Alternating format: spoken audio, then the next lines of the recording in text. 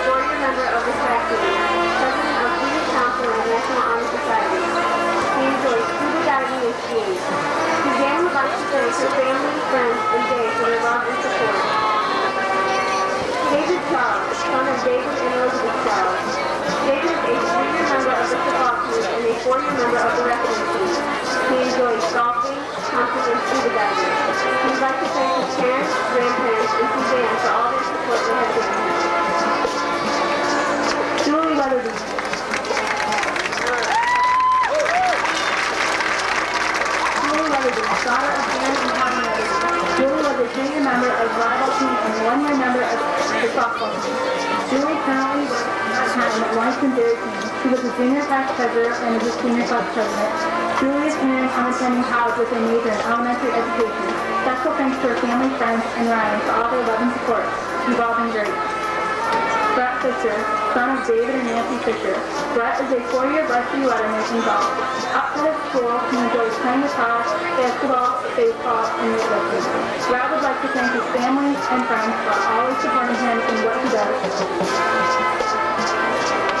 Elizabeth Whitney, daughter of Rick and Lori Whitney. Erin is vice president of the senior class and a member of National Honor Society. She was a three-year basketball player and one-year volleyball player.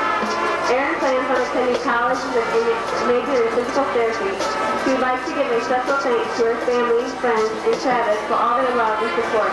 Thanks, guys. You've been great. Troy Mills, son of Tom and Mary Jo Mills. Troy is a member of the football and basketball team. He enjoys playing golf, baseball, and piano. His favorite pastime is hanging out with his friends. Troy is concentrating on achieving good grades this year in school. He would like to say thanks to his family.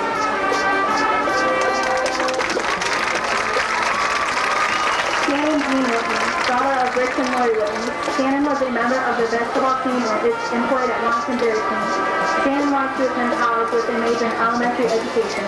She gives special thanks to her wonderful family, friends, and Sean for all their love and support. Ryan Myers, son of Diane Gott and Jim Myers. Ryan is a member of the wrestling and football teams. He is also a Maryville student. Outside of school, he enjoys playing golf, baseball, basketball, and weightlifting. He would like to thank his family, friends, and Julie for all their love and support.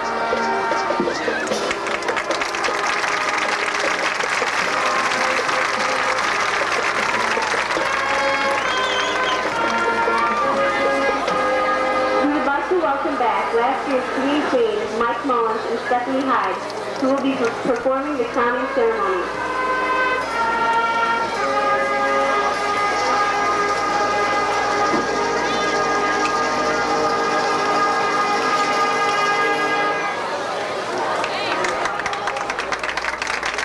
The 1997 Fall Homecoming King and Queen are Ryan Myers and Julie Weatherby.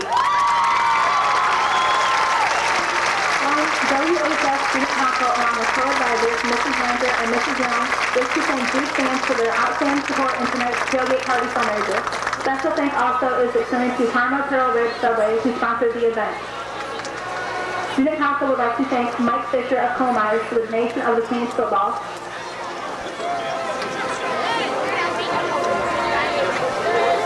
Thank you for attending the 1997 Fall Homecoming. Enjoy the game. It's so cute.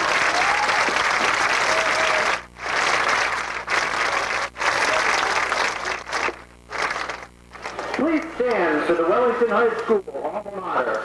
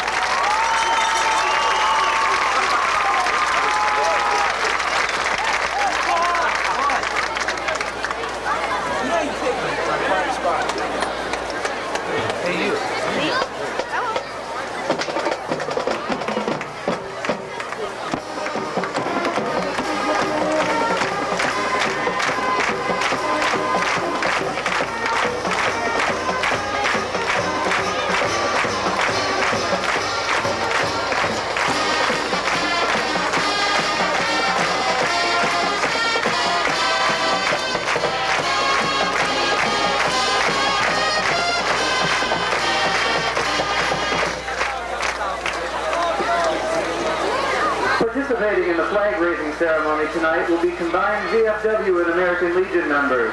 The 5 service flags will be carried by men of the respective services. Representing the Army is Bert Latron, the Air Force, Ernie Hartman, the Navy, George Zidnak, Marines, Jim Baraducci, and Coast Guard, Chris Lawson. At the flagpole tonight will be Ray Church from the Army Field Artillery and John Tehan from the Air Force.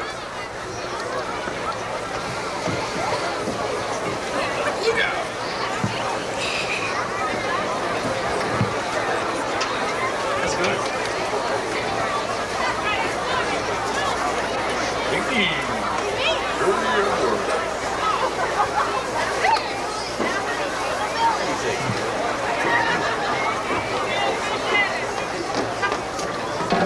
To honor America, please stand and join the combined bands under the direction of Mr. John Watkins in the singing of our national anthem.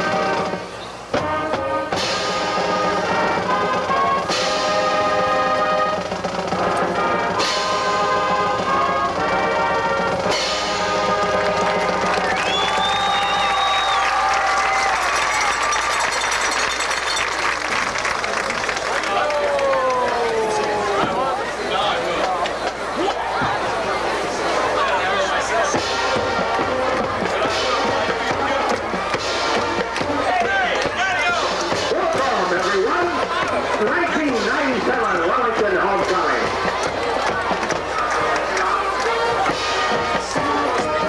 Tonight, to support are the Falcons of Firelands. A special hello and welcome to our friends from Firelands. We're glad to have you here. You guys are hot. You guys are hot. You're hot. I'm not hot. I can hear me. Hey, you hear me? Yeah. Talk. Hello, hello.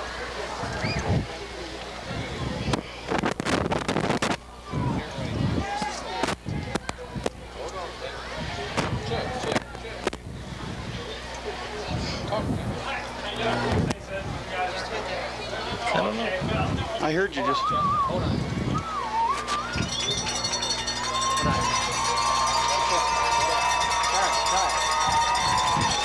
It should still go even though you can't hear It was working. Go out. Gary said he could hear it. Oh, And now, under the direction of head coach Matt Stahl, assisted by Tim Carroll, Larry DeVoe, and Tom Ross. Hello. You can hear me? I can't hear you guys. yeah, I can hear you. I can hear you now. You can hear me? Yep. Gary can hear me, Bate can hear me, but I can't hear them. Here we go again. I can't hear you guys. Well, we could do it like this. This was good. That's what I'm going to do anyway. You hear now? No. Talk to me. Say something. This check. Check.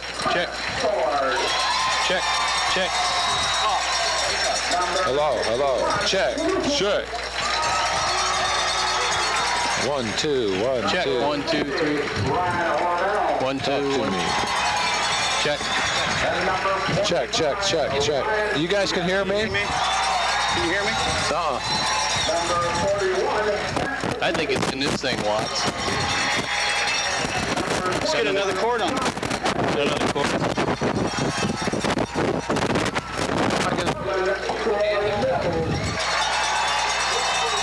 And number 3, Carol field goal. And the rest of the Dukes.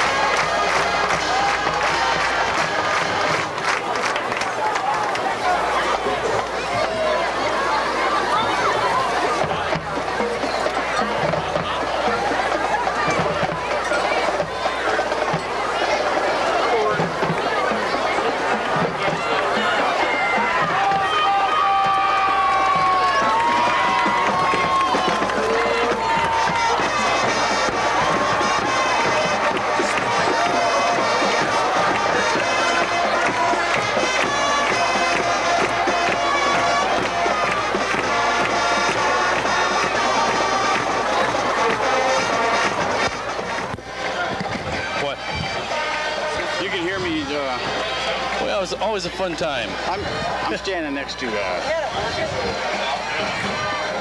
I don't know why that's like that. I'll get it. You got it?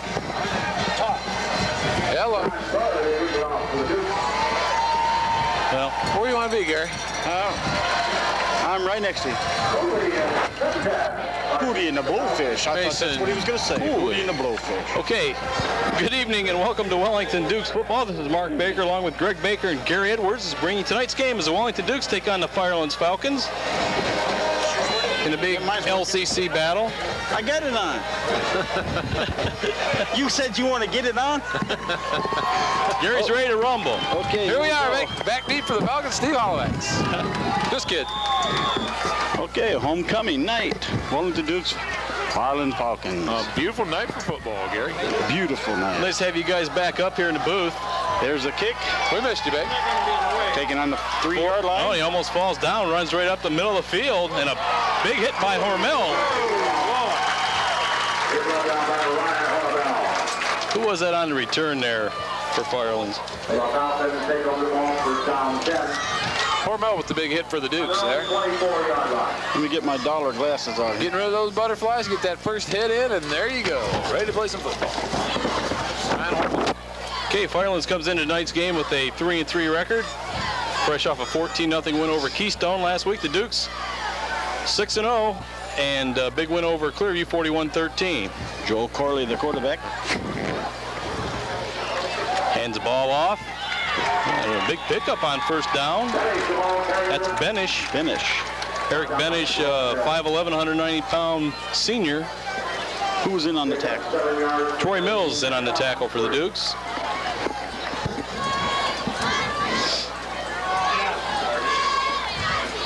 Seven-yard pickup, second down and 3 for the Falcons. We're just underway at Wellington, homecoming. Glad you could join us.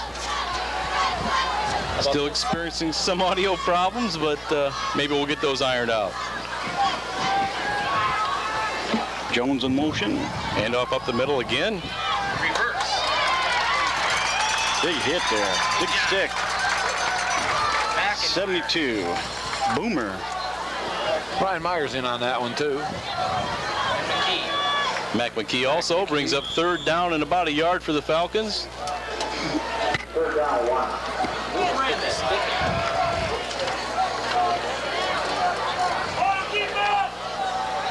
I hear Marty already.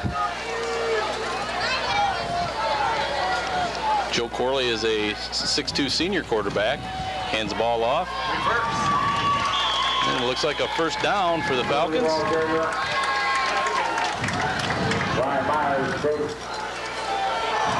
Myers in on the stop. Benish was the ball carrier again. Who was that? Benish. Benish carried the ball. They also have Matt Hordowski, 5'9" senior. The Firelands really whipped on the Dukes last year. Ran out to a big halftime lead, and Wellington nearly caught them, but fell short. Got Jones and Sintek out to the near side of the field here. First and 10 Falcons at their own 37. Corey back to pass. Got a man open out there. It's going to be, Oh, almost. and a flag on a play. coverage by McKee. And I didn't really see the contact there. I mean, He was looking back for the ball. it looked to me like Incidental contact. Thank you, Gary. Okay. Incidental grammar.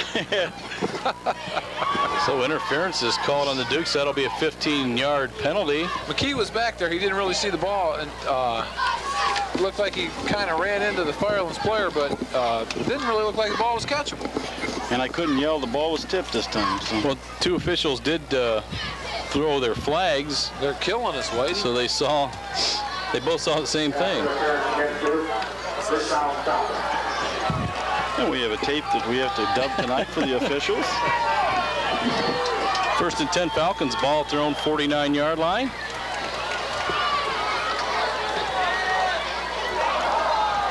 Fake blitz. Corley back to pass has again. time, throws it out there. Centek, the intended receiver. Centek cut in, and the ball was thrown to the outside. Coverage provided by Josh Henley. Gary, after reviewing the tapes last week, Josh Henley had a heck of a ball game. Well, you know, I wasn't. You probably know I wasn't here, right? You weren't. And where was And Sheila told me over the phone. She says, "I believe Josh Henley got Player of the Week." I said, "Well, I don't know. I wasn't there." So He did have an outstanding game, but Dave Charles got the nod. 2nd down and 10. 10:05 to go. Clock stopped on the incompletion. quick pitch back to number 11. Twardowski picks up about 9 yards on the play. Mills and McKee on the stop. Well, there's no doubt Dave Charles probably had an excellent game also last week for the crew to vote him Player of the Week. He sure did. But Firelands is a team with a wealth of talent out there on the field. They've been disappointing this year, and you know, this could make their season. And they're showing and trying to upset the Dukes tonight. Well, they're definitely on a mission tonight. 3rd down and 1. Quarterback keeper. He has the 1st down. Well, you can bet the Dukes aren't going to sneak up on anyone here the rest of the year, Bake. You know, every time you pick up the paper anymore, you're reading about Wellington and how they're unbeaten, and you know, the remainder of the season, there's quite a bit of rivalry left in those games. You got Oberlin, Keystone, Midview, and tonight. And all those schools are pretty close together, and, you know, they all have this certain connections. Okay, 1st and 10 Firelands, ball at the Wellington 40-yard line. Quarterback to pass again. Throws it out there. Has a man. That's number 30, Mason Cooley. Cooley, the receiver.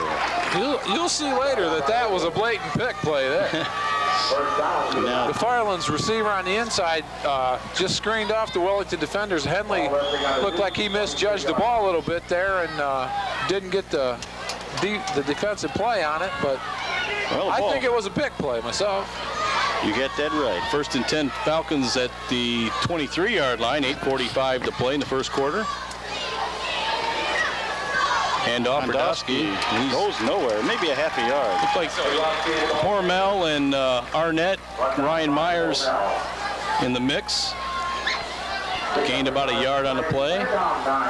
Well, the Dukes have yet to put together a defensive series here. They've held on 1st down pretty decent a couple times, but Firelands has been able to pick up good yardage on the ground, so Wellington going to have to come up with one of those defensive stands they've been famous for this season so far. 2nd down 9. You get Cooley to the left and Centek to the right. Quarterback to pass. Has some pressure, gets away. The ball is deflected by Troy Mills. That was intended for Cooley. Did have a little bit of pressure on the quarterback on that play, but Corley got the pass off. The good coverage by Mills brings up 3rd down and 9. Definite pressure there by John Sword really helped make Firelands hurry the pass there, and Mills was all over that one, Gary. Blanket coverage. Yep. Lucky that one wasn't picked off. Yeah, there was nothing but green in front of him. Okay, big 3rd down and 9 for Firelands. Ball is at the Wellington 22. You make the call. Or again, back to pass, looking over the middle. Has a man. Centek. It's Syntek. Looks like a first down. Well, you got a good spot on that, down to about the 10-yard line. 10-yard line. A lot of contact out there on that play. Troy Mills in on the side. I don't know how that one could go undetected without some type of interference as opposed to the one they called earlier on McKee. But doesn't surprise me the refs are asleep at the switch. Okay, first and goal for Firelands. Impressive drive. Here's the pitch to Hrdowski. He's tripped up by Mac McKee on the play. It's a good thing Mac McKee made the play on that one. Big looked like he may have tiptoed in the end zone. Picked up a couple yards. Dave Firelands has come out here in this first drive, and they're all business. Pretty good ball right down the field on Wellington. And pretty good mix with the passing and the running. Looks to me like they've scouted Wellington's pass defense, the coverage, pretty well, because they're setting up certain situations out there right off the bat, and it looks like their receivers are coming open pretty easily. We have Syntek flank near side. Here's the pitch. Student body left. And a nice play. Big play by Luke Wright. Pitch to Cooley, wasn't it? Yeah, Cooley. Well, the defense has to answer the call right now. Firelands in the red zone right on the first drive of the ball game. So, well, where they go for 3 on the 4th down. I think Gary Live, it depends on where they're at after this next play. What kind of kicking game they got, mate? Well, they got always had a pretty strong kicking game. Yeah, I believe they got a pretty fair game this year, too, a kicking game. Well, a couple years ago, they recruited one of those exchange students, exclusively kick. The guy was kicking 76-yarders and stuff. Himo Hashimoto. His name was Gus or something. 3rd and goal from the 7. Corley back to pass. Has time, throws it out there, and it's caught. That's going nowhere, Beck. And that's Hrdowski. About a yard loss on Hrdowski. Like they're bringing in that field goal unit.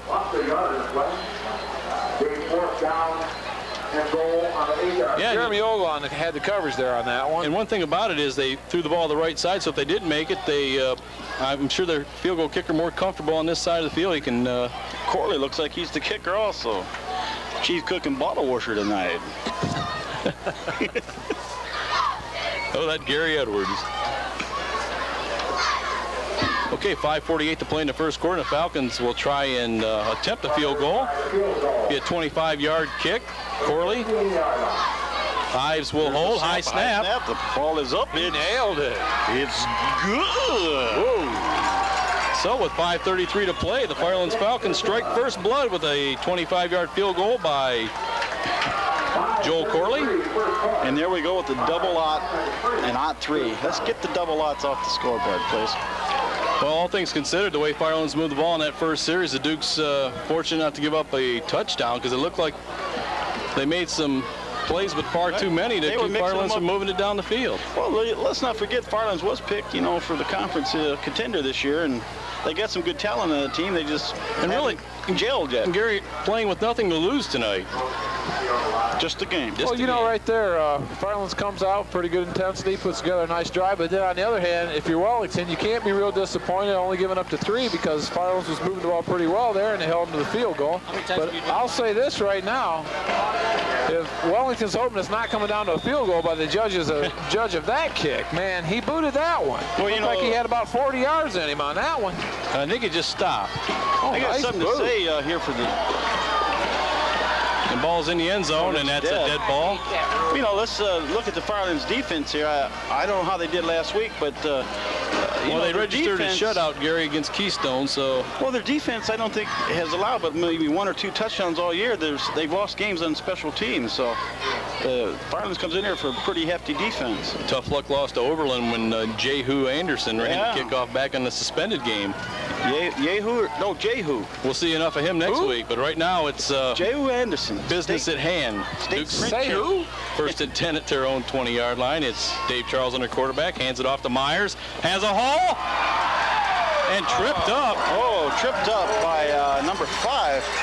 That'd be Ives. Jason Ives really made a nice play there. Myers had a couple blockers ahead of him, and he could have went the distance right off the bat. Speaking of blockers, that was a hole in that line there that well, I'll tell you what, Myers he was glad that's how he got Ryan on that play because he just tripped him up by the foot there. If he would have had to take the big man out with a full head of steam, Gary, might have been trouble for Ives. There you go. Ball is just shy of the 30. His fingers are about 2 inches longer now.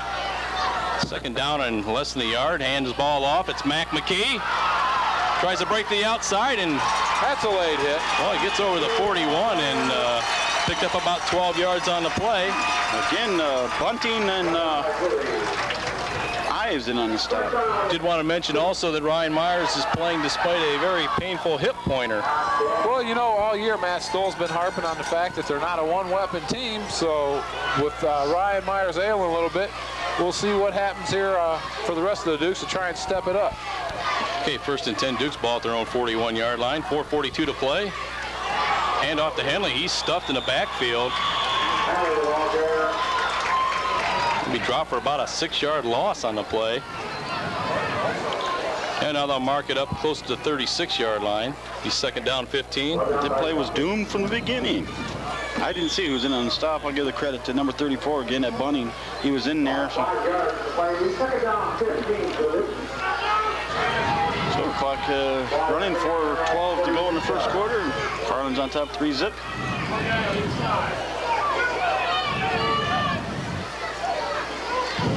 Fake handoff. Charles back to pass. Has time. Flips it out there for Myers and just overshoots him.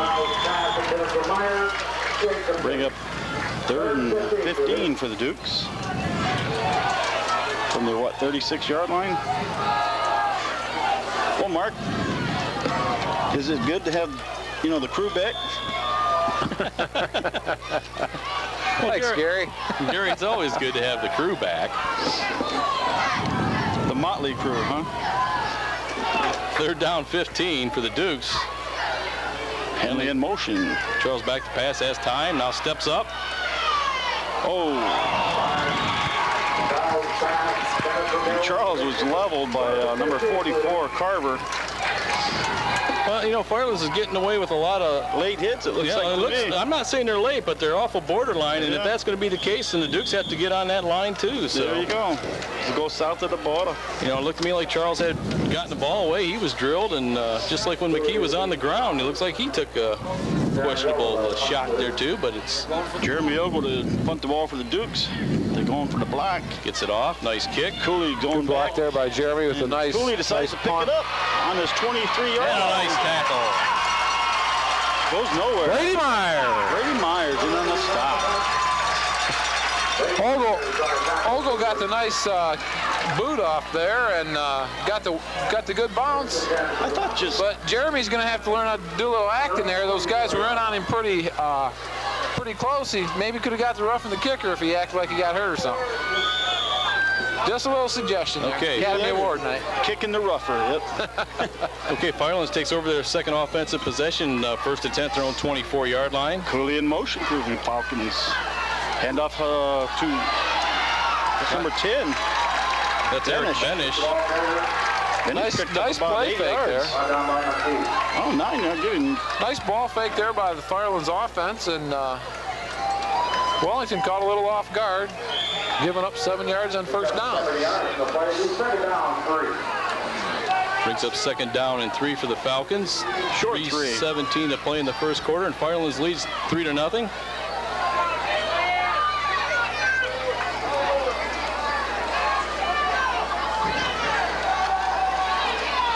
And that's a first down.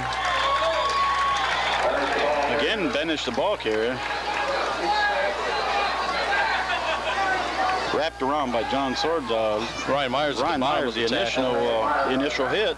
At the bottom of the pile, actually, and now it is a first down. Well, John had to wrap him around Myers a little bit. Says, how does a pretzel feel? Let me show you. So the Dukes looking to make some defensive stops here to put Firelands in a situation.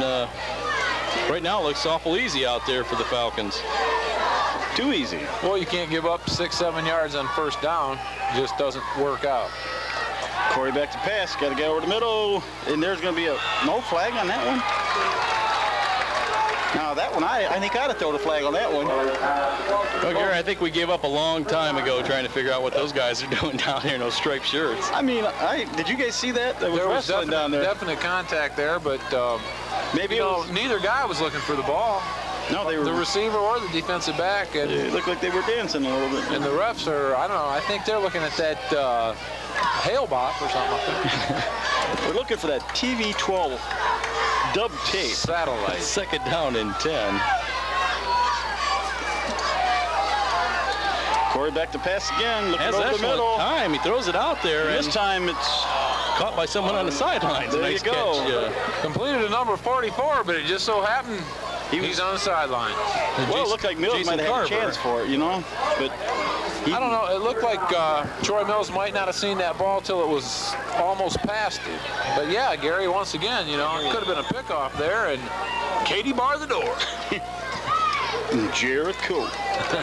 One Jay Dixon came up before the game and said TV5. Here we go. 3rd and 10 for the Falcons on their own 36-yard line.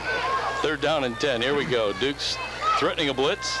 Corley back to pass. Has again. time. Looking to the sidelines, and it's tipped a little bit at the line. And the Duke's defense holds and will force a punting situation. Gary, I just wanted to mention from last week. Now, you remember the first scrimmage of the year when I was taking some aerial shots of an airplane? Yes, I do.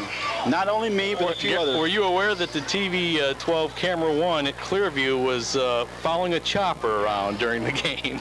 It wasn't Chopper 5, was it? I don't care what it was, Gary. That's not my point. I know what you're saying. We will have this in review. Pretty nice punt there by Mills will let it bounce. No, he'll Picks take it up. it. Backpedals to his 26-yard trying to get line. to that picket fence, but he doesn't do it. And he returns it about 7 yards. Troy made a good adjustment there. He definitely had the return left on there, and with that ball hitting the ground and not fielding it cleanly, he didn't get over to the old picket fence, so he tried to break it in there and get what he could. And pretty decent field position for the Dukes, 31-yard line. Well, actually, he circled the wagons there at 36-yard line, my bad. So he My brought it bad back 10 yards north and south, 30 yards east and west. Well, here's the Duke's second possession, and we'll see if they can make this one pay off. They have pretty good field position, the 36. Up the middle. Go with what works. Pitch to Myers. Quick pitch. Gets away. Shakes one man. Hold that ball. Fumbles the ball. And it's recovered by number 3. That's Syntek. Jeremy Syntek for the Falcons. Mark, you can see that hip pointer is bothering Myers because he's at, he was sort of limping there coming out that. And a big strip for the Falcons after Myers. Well, Ryan was switching the ball from hand to hand there, and just didn't see the guy coming from behind. He made a nice run and good second effort. He could have got away from that last tackle there. He made it went the distance, but the big fumble. So here we go. Firelands 1st and 10 on their own 41-yard line. Fake handoff. Corley goes outside. Now he's in trouble. John Sword has Big John. Sacked by Big John Sword, Gary. Big John Sword. Yeah, that's what the Dukes need here. You can see they're trying to get the crowd into it a little bit. And Sword coming up with a big defensive stand there. Well, that was a little slow developing, and Big John took advantage of it. Wellington didn't really fall for the play fake on that one, Gary, and enabled him to snuff out the big play for the Falcons. There you go. Second down 14 for the Falcons with 1:36 to play in the first quarter. They're at their own 37-yard line. They lead 3-0 over the Dukes. Corey back to pass. Sets up the screen. And nearly intercepted. You got all kinds of guys downfield for Firelands. That's got to be an illegal man downfield. And as last week we had that play called against Clearview, and Fred Greetham was a little bit disgusted that there was no loss of down on that play. And I thought there was even pass interference because I thought Mel could have intercepted that ball. The lineman for Firelands laid a block on the guy from Wellington trying to make the catch. Well, that was the call, the illegal receiver downfield, or ineligible receiver downfield, or whatever you want to call it. And while we have this moment, we would like to thank tonight's sponsors: Allstate Insurance, the Beverage and Party Center, Schramm Shirts and Carts, Wellington Indoor Comfort, and Whitney Shell Service. And also back in the mix tonight, Lorain County Title providing the beverages. Yes, Gary's looking for the cooler as I speak. It's here, believe me. It's still in the car, but no. That is a loss of down there. No. Yes, no, yes. The Dukes declined to down, but no yardage. Dukes declined a penalty, apparently. Oh, there you go. 14 for the Sorry about that. Big G was in my way. I couldn't see the field. Big G. Sorry about that, Gary. Okay, big third down and 12 or 14 for the Falcons. Corey back to pass. Has Looking time. Out to the sidelines, going deep. He overthrows the receiver.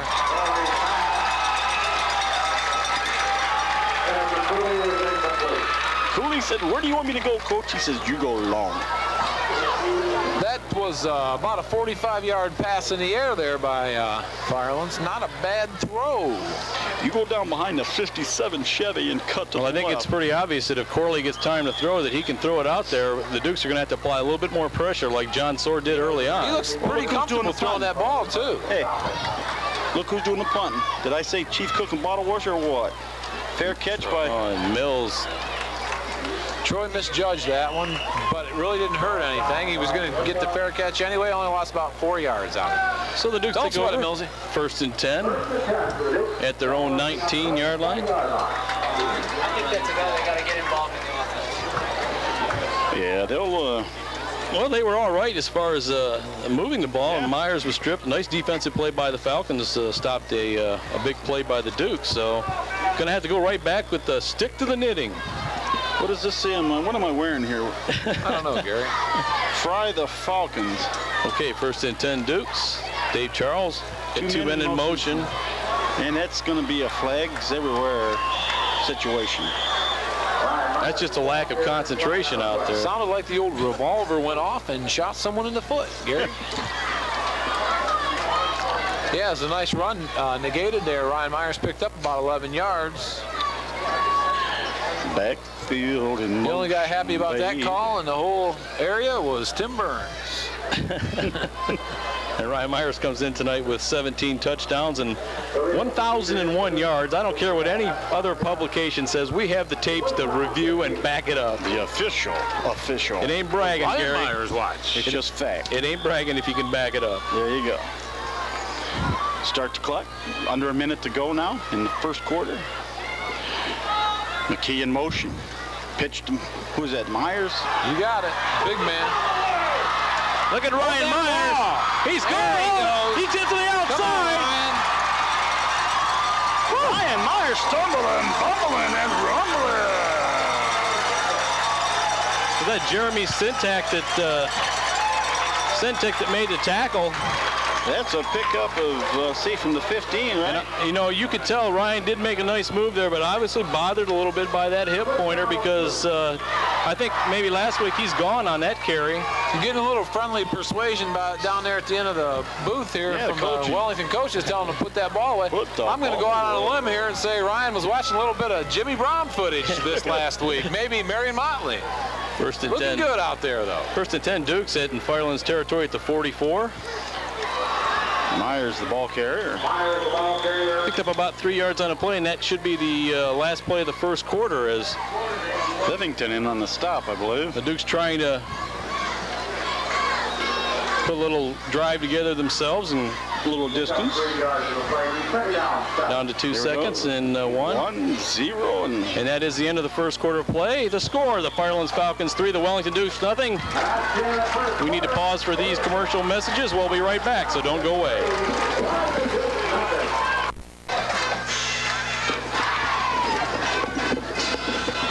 and we're back. Okay, after this play, we're going to get one of those patented Big G station identifications. 2nd down, 7 for the Dukes. Ball resting at the Falcon 41-yard line.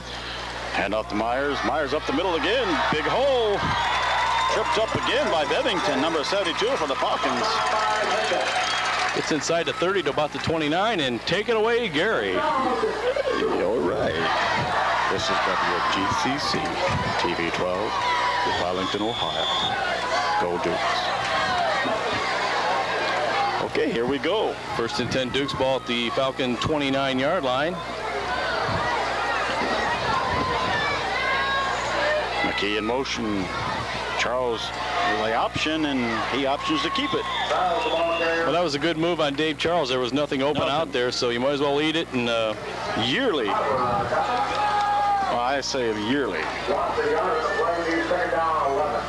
And also, it was Carver was in on it. Saw Denny Beeler down there before the game, had a New Orleans Saints shirt on. Oh yeah, what? He said nobody can say that I was a front runner. That's right. Well, he's here tonight, isn't it? First game he's been here in 13 years. Okay, second down, 11 for Sorry, the Dukes. Denny, just kidding, buddy. Handoff, Myers up the middle again, stumbling, bumbling for 3 or 4 yards. You know, one thing about last week, Ryan Myers was the first one to admit that Clearview really put a licking on him. He was beat up pretty good after that game. Clippers a hard-hitting team despite the final outcome. A lot of players echoed those thoughts too, that Clearview really hit hard. Notoriously hard-hitting team. There you go. For years and years. I'll tell you, Firelands is known as a pretty physical team too. Third down and They got some big boys out there. third down, long 7 for the Dukes. Henley in motion. Charles back to pass. Has time. Mills over the middle, and it's almost a nice grab. He's thrown a little bit behind Mills. They almost made a heck of an effort to make a good catch there. You know, when I was down in New Orleans, you know, they said it was New Orleans Saints, or what did they say, Interstate 10, New Orleans Saints nothing. Well, that brings up 4th down and 7. The Dukes will go for it at the 27-yard line. And Dave just looked like he threw the ball a little bit behind Mills, who almost made a circus catch. The receiver catch. was open. You might see him come back to the same thing here. Where's Brady Myers at? Flips it out there. Henley out there for the first down. Henley busts a few heads. I'll tell you what, and that Josh Henley, not very big in stature, but boy, when he gets that football, he's not only elusive, but he can run over you too, Gary. He's not, he's not afraid to mix it up. Let me tell you. Had a heck of a ball game last week. There was one sequence of plays on defense. He made like 4 tackles in a row. Yes, cameraman. How did he not get? How did he not get player of the game? I don't know. He had a peaceful, easy feeling, right? Okay, big pickup for the Dukes on 4th down. It's 1st and 10 at the Falcon 13, and Myers has it. And he's rumbling in there, Vic. He's spinning a little bit there. And it was Clipper. His 7-yard line, I'd say. Clipper assistant coach Marv Hishma said that Ryan Myers was a man playing a boy's game. Finishing on the stop. Man playing the boys. I heard that about Gary Edwards at TV 12 office up there. When he makes a pot of coffee, it's a man making a boy's pot of coffee. Boy, did that suck or what? 2nd down and 6 for the Dukes. That's just not coffee. It's brewed coffee. Charles, a little mix-up and bobbling the ball, and it's down to the 7-yard line. Looked like that ESPN nuclear ball they had. You know, Charles ran into, had a little contact with one of his own guys in the backfield there. Ball popped up in the air. He made a nice play to hold on to it and turned around there and even got a couple yards out of the play. You know, our next time out, our cameraman has some Camera One trivia he wants to pass on here. So that's the only thing he passes on up here tonight. Who got the best shot of what, the plane or the helicopter? 3rd down and 4. Ball is spotted at the 8-yard line. Dukes need to convert here. Myers slips down. That was a bad-looking play. It looked like the ball weighed about 50 pounds and you couldn't quite get it to it. They threw one of those Harlem Globetrotter balls. Actually lost a yard on the play. Hit him and knocked him down. I think Ryan, he was trying to cut that thing back in against the grain there. It looked like he may have had an opening to the outside. Well, would have had to beat a guy, but that hasn't been hard for him to do this year. No, sure hasn't. 4th and 4 for the Dukes.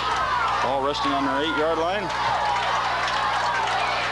Charles Beck, again bobbling the ball a little bit. He's Charles going to keep is going to have to run go. it in. And he's in for the touchdown. Dave Charles in for 6. Well, Dave Charles with that, Gary, he faked the pitch to the backfield, but there was nobody back there, so maybe that one worked.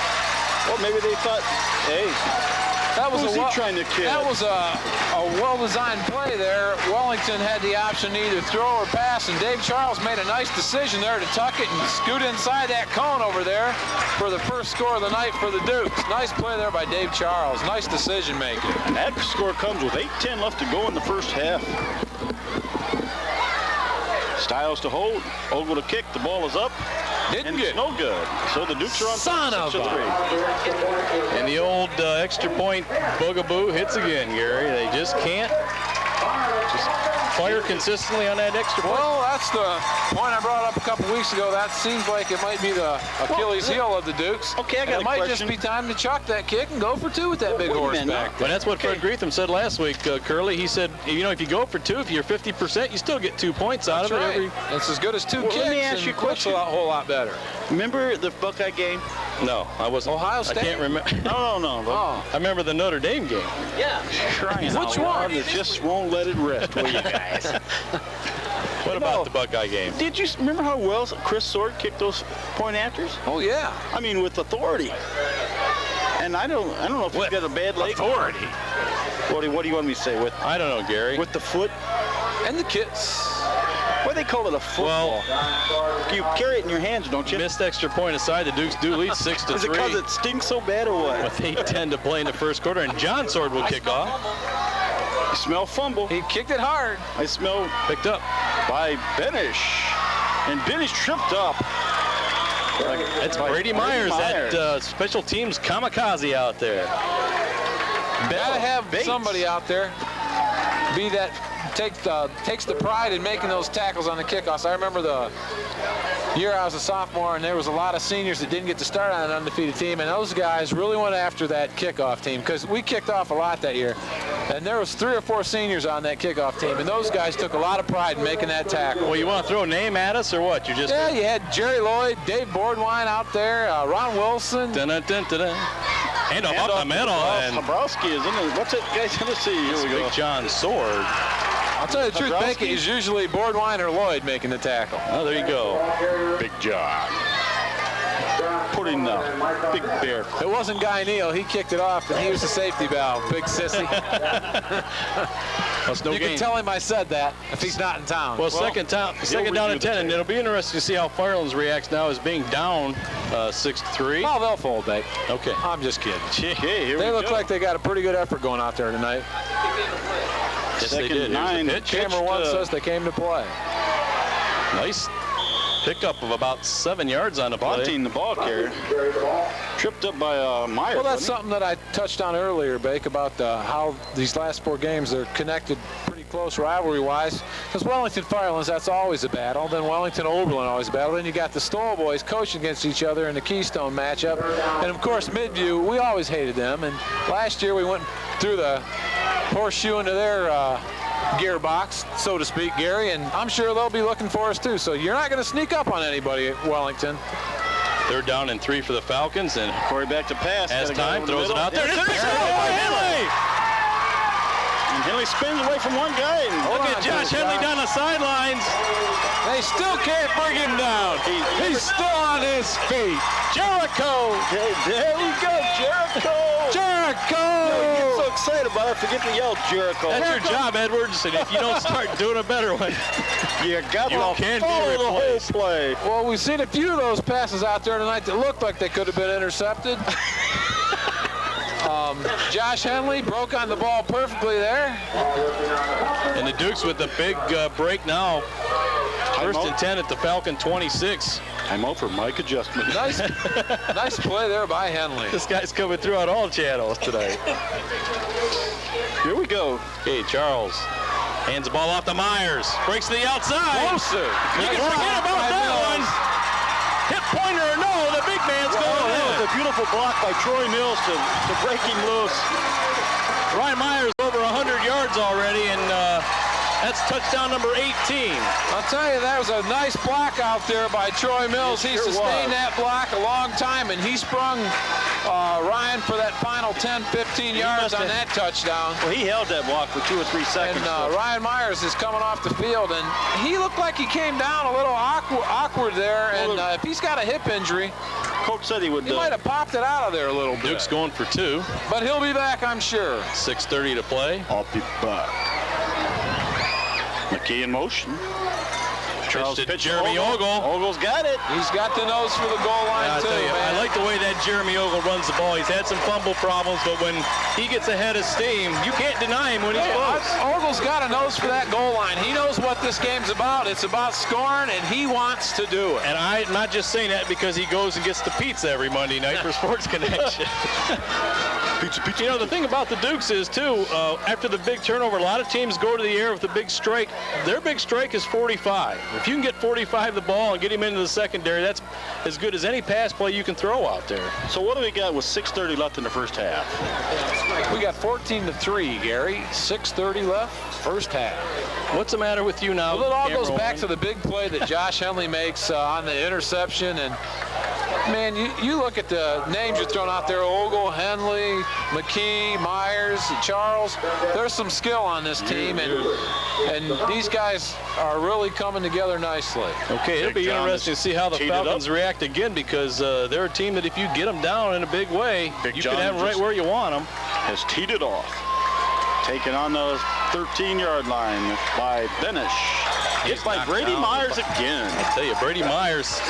Kamikaze Myers. Throwing the hat in the ring, Edwards.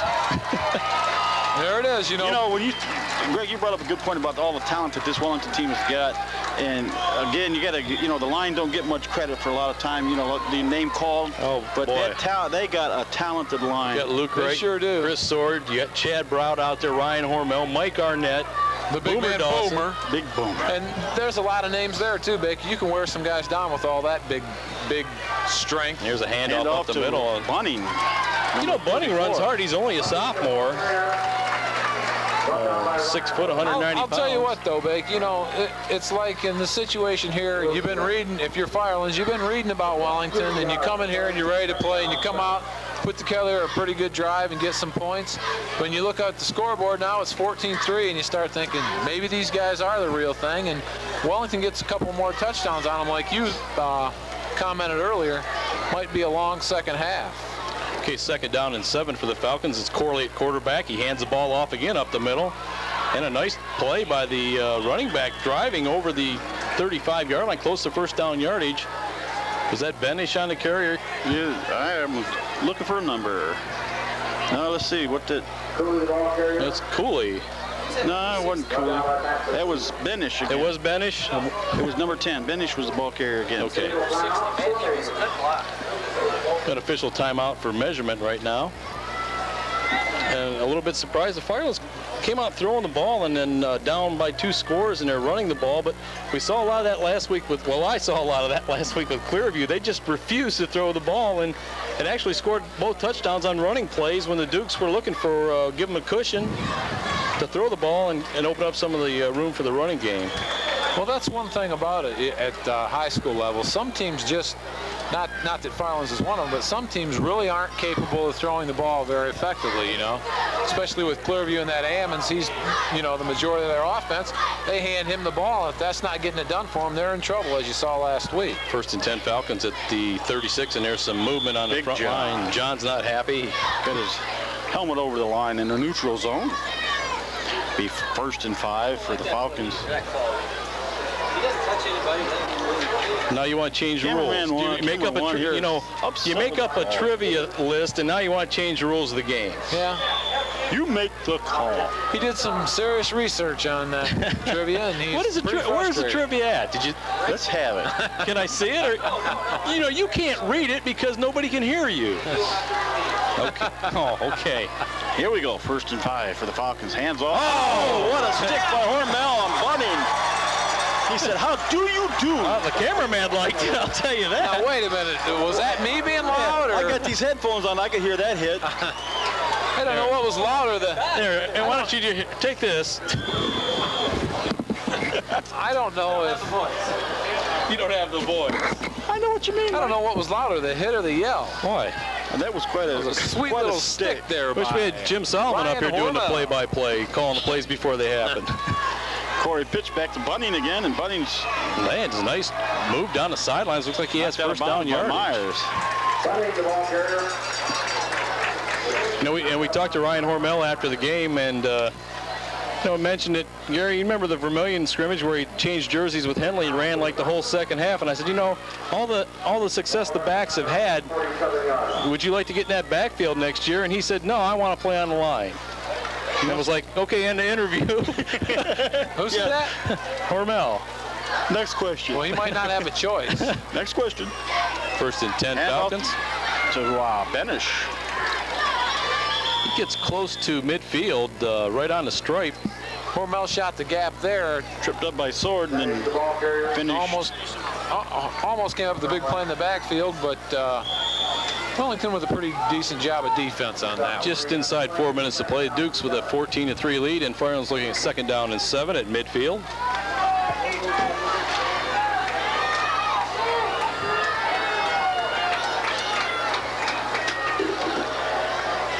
Corey pitched to Bunning. Bunning puts his head down and picks up 2 yards. If that, maybe only a yard. Yeah, I was going to say maybe a yard. Myers and Hormel in on the stop. Yeah, and Firelands really. Ryan Hormel come to play tonight. He had a late hit penalty on the quarterback last week, and that didn't make him too happy. He got the Sharenko Award? Yes, he got the Sharenko Award, Gary. Franco, Mark. Hey, nobody's gonna have a hit like Paul. Oh, here we go. It isn't a broadcast without the Sharenko hit. There we go. 3rd down and 6 for the Falcons. Corley back to pass. Back to pass, looking out deep for Sintek. Overthrown. And that was not even catchable. If they even said, excuse me, it was just not catchable. Okay. He's got a pretty good arm. He's just got to get a little bit of touch on that ball. That was pretty decent coverage out there. No coincidence by Josh Henley, but Wellington with a nice defensive stand there. They got a chance to get the ball back here in the first half with about 2. Well, I'll tell you what, it's we got 2:58 left, Gary. And the ball's on the 49-yard line of Wellington. I'm looking for a possible fake here with the quarterback punting the ball. Okay, Gary. Well, no, they're Gary's tight. talking about a possible fake. They're all tight. They're all tight. They're going to kick it. It is a fake. It is a fake, and Gary called it. He didn't make it. And No, Big Gamble did not pay off. And 2:58 to go in the first Skip half. Whitney ran right out of the way there. Let's see if we get Skip. There he is. You got, I never see Skip move that fast till someone yelled, hey, they're giving free gas away down there. Gary, I think you may have been tapped into the Wellington defensive huddle there because Myers and Ogle, neither one of them bit on that fake, and they made a nice defensive play there to stop the And if the Dukes come back and put another one on the board, the Firelands coaches who have been a little bit under fire will be second guess. There's plenty of time for that, too. 2:51 to for play. another score here. If they do, we'll probably pick up a few more Firelands fans for the rest of the season. What they do. And we want to say hello to the Firelands fans out there. We realize that this is a double area game, and we will televise both bands at halftime. Had Joe Strozak and over there, Rod Griffith and Henry Griffith and yeah, you're a dead man. That Firelands doing a heck of a job here tonight. You are marked. You are a dead man. No, I haven't been too big of a homer. I know there'll be more than one marked. The infamous tonight. Czar was there tonight too, Dennis Alferio. Here we go, 2nd and 3. Uh-oh, backside back pressure. to pass. He's got backside pressure. Wide open is Mills. And he says, whoa, get out of bounds. No, Look at that move by Mills. Now, that looked like a guy out of the archives there, Gary Edwards, a man that I saw win Player of the Week honors at the Chronicle Telegram, number 25, who made that same little spin move at midview. And, if you can mention Sharenko every week, I'm mentioning 25. To heck with you. Go ahead. I don't want to say anything, Bake, but I took it in. Yeah. Oh, that's a nice move. 135 years ago, Gary. Oh, boy. Back on odd 5. And that was a nice move by Troy Mills. Yeah, Key in motion. 1st and 10, Dukes Charles at 24. pitched to Ogle. Ogle cuts it up. Ooh. He is hit hard. Looked like Jeremy Jimmy took a nice kiss there, but he's a hard-nosed kid. And our cameraman has noted that Ryan Myers is out of the game, but prior to the game, Gary, we were down there talking to Coach Matt Stoll, and he said that he would try to give Ryan a break whenever he could because of the hip pointer more than anything else, because he does need him out there on defense as well. Timeout Wellington. 7 to play in there at the Firelands 21-yard line. Charles back to pass, has time. Wide open. Mills out of bounds at the 11-yard line. They're giving Troy about an 8-10-yard cushion, and he's going out about 7 yards to stop it, and they can't cover that with that big cushion like that. It's funny, earlier on that catch, all the coaches up here were yelling at him to get out of bounds. He cut it back inside, got to the sidelines, turned it back inside again, said heck with him, picked up about 12 more yards, Gary. Okay, Mills got a lot of national 132 to play, and 1st and 10 Dukes. McKee split wide and far side, and dare I say he's almost out of bounds out there. Charles, quick pass over the middle to Mills. Mills again. He's in for the touchdown. Touchdown, Mills. Well, that didn't take long, about a minute and a half for the Dukes to get in there after the Firelands fake punt was unsuccessful. Well, who's going to go over there and shake that coach's hand for that fake punt? I'll say this right now, Bake. They're treating Troy Mills out there like Michael Irvin. They're off him about 12 yards on the 8-yard line, and that just doesn't make sense. Ogle will I thought try you were going to to say like a red-headed stepchild. Ogle will try and convert on the extra point kick. You know, and we do have to give some Tyson Styles to hold. bad snap. Ball's up, though. He got that one, and it's though, good this time. It's good. I don't know if it was a bad snap or a bad placement, Gary, but Styles did get it down, and Ogle got the job done, split the uprights. 1:27 to play. Well, you know, at 2:58 in the first half, Firelands tried that fake And I want to get back to that because I think being in a situation that Firelands is in, why not? You know, what do you got to lose? You might as well. just a game. True, I'll tell you what. And the Dukes really have stopped themselves more than Firelands has stopped them if you want to get down to Well, it. tonight's Firelands defense is definitely being put to the test. I know they lost the games. They keep saying the paper keeps saying just on special teams they lost the games. Well, I guess they found out they play on the offensive team tonight. Well, you know, Firelands has put together a pretty decent effort here in the first half. They sure have. Wellington's just playing good football, and to Firelands' credit, you know, they're still playing hard. It's just the Dukes have capitalized on the few mistakes they've made. And we still have a second half to play. So. And Gary's looking for a fumble on the kickoff. So. There's I'm a just kick looking by for Sword. anybody It's a to short take. kick, and There's it's the rolling loose around. ball. You got it, the nuclear ball. Cooley picks it up. Oh, and let me tell you, Was that John? Chris Sword. See who gets off the bottom of that pile. that was Chris Sword. He just tackled them both. Chris walks like he's got a little sore feet out there sometimes, but man, I think he was flying down that sideline. I think he was with Ryan Myers watching those Jimmy Brown films. Well, I'll tell you. Limping around out there and then making the tackle. Looked like Concrete Charlie out there. Yeah. 1st and 10 for the Falcons. GFC. Hey, 1:19 to play. Whose house number is that? Call in and you win a sub at Subway. You've got 10 seconds. Oh my gosh. We have another. Brennan's auto body coffee. Another proud sponsor of Wellington Dukes football just entering the booth. And Finished the ball carrier, and he is brought down by Luke Nice Rock. slide, Ed. Ed Brennan bringing it up. Brennan's auto body. I'll tell you, Hormel just missed another big stick in the backfield there. He almost took the hand off. And Ed Brennan wants to say that no collision is too minor. No minors or two collision. Could almost give that Ed Brennan Collision Player of the Week. Oh, yeah, the big hit. And if your minors have a collision, take it to Ed Brennan's auto body. But first, stop there and get some gas at Whitney Shaw. If your minor has a collision, take the car keys away. Second down and 9 for the Dukes, or for Firelands at the And 21. off to Benish again, and he's hit from all sides. I think that might be it. Fireland's probably not going to try and run another And I don't think play the here. Dukes are going 30 to seconds to go. call timeout either. Well, it's third down. I don't know. You might want to try one here and force them into. No, we're getting the. Let's go in with, let's go up by, 21-3. Hey, we had the No score is too safe in this one. king and queen tonight was Ryan Myers. Who was the queen? Weatherby. Julie Weatherby?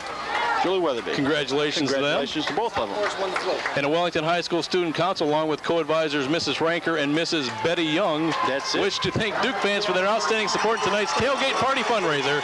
Special thanks also is extended to Parma Pearl Ridge Subway, who sponsored the event.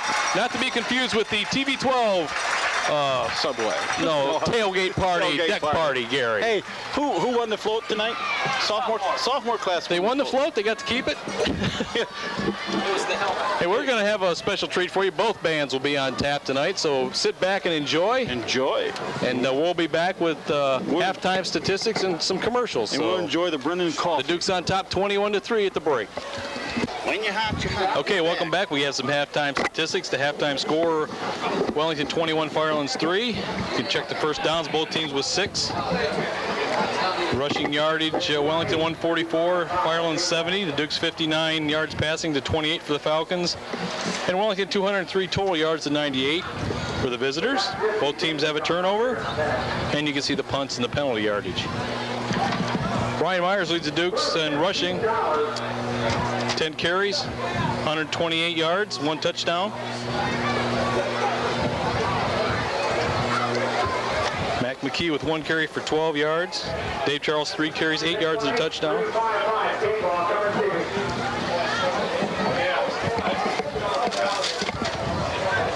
For Firelands, their leading ground gainer with 26 yards and 8 carries is Eric Benish. And it is Matt Bunning with 5 carries for 20 yards, and Mason Cooley 3 carries for 10 yards. I was just kidding about the $15. Corley is 3 of 13 for 28 yards and an interception. That was by Josh Henley.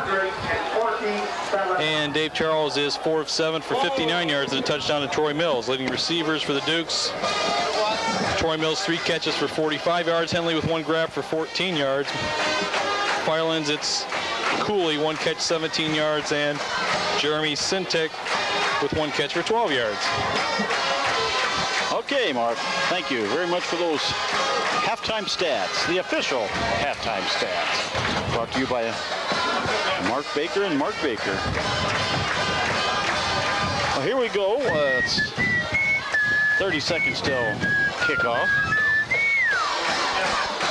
We enjoyed the halftime performances of the Wellington Duke band. Really good, Falcon band. good job. I hope everyone enjoyed that out there. What do you think, Mark? I mean, the Firelands, you know, the fans got to be disappointed because I know they was looking forward to a really good season this year. Everybody's looking at their 50-50 now. Here we go. Well, that ain't me. Say the number again, please. Play it again, Sam. Mr. Young, where's your 50-50? I don't have any with 4s on it. I'm way off tonight. Well, then I must have bought them from the wrong guy tonight. I did too. Bob Gunnert, and God love you. Yeah. Because TV12 don't. Who is the only TV12 member to win the 50? Camera 1 and only. Who's the only TV12 member to win the football? That donated it to a certain someone up here that never has returned the favor. I ain't never won it. There's a method to that madness. Doctor. And while we have a moment here, let's thank those sponsors one more time. That would be Allstate Insurance, the Beverage and Party Center, Tram shirts and cards. Did you say Wellington Indoor Cover? Wellington Indoor Cover. And I did not say that, or nor did I say Whitney Shell Service for the plaques, Lorain County Title, and Brennan Auto Body. And probably more than just the plaques. You know, Skip gets involved with a lot of things, and here we go. We're on the way. He almost gets involved as many as Gary Edwards, and the ball is fumbled at the 8-yard line, finally picked up by McKee. Oh, what a big block. block, and McKee got wide open spaces, cuts inside,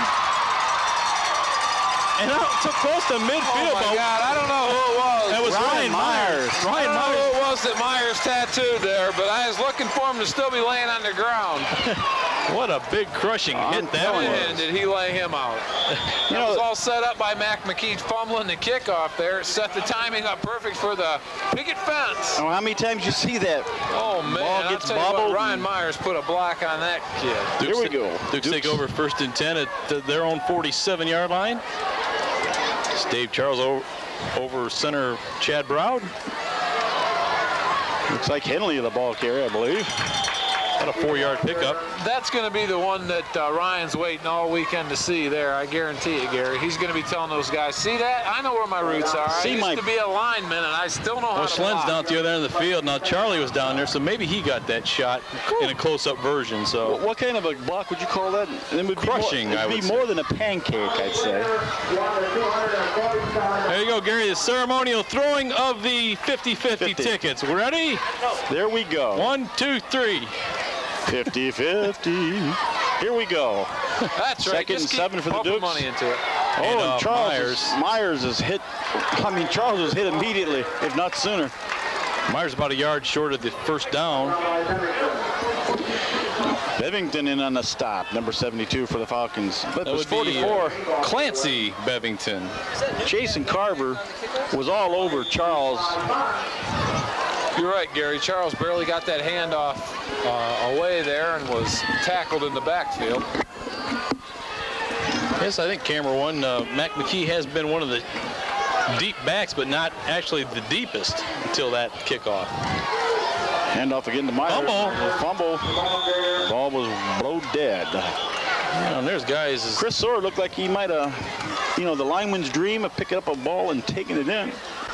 Coach Stoll looking like a little confusion there on that play coming from the sidelines. What do you do here, guys? You got 4th down about 2. You I think punt? you punt it. Go for it. It looks like they're going to punt first series, second half, punt it. Fake punt. Get the old field position working for yourself here. Pin them back, stop them, and so let a little air out of the ball there, camera one. Don't get greedy. After that big return by Mac McKee, the Dukes drive is stalled at the Falcon 44, where Ogle goes back to punt. Zentek is back deep for the Falcons. The kick is up. Pressure. Nice kick by Jeremy, taken by Zentek. He fumbles it. He's rumbling, fumbling. That's why you punted it, camera one. Right there. Let's see who's they have it. They do.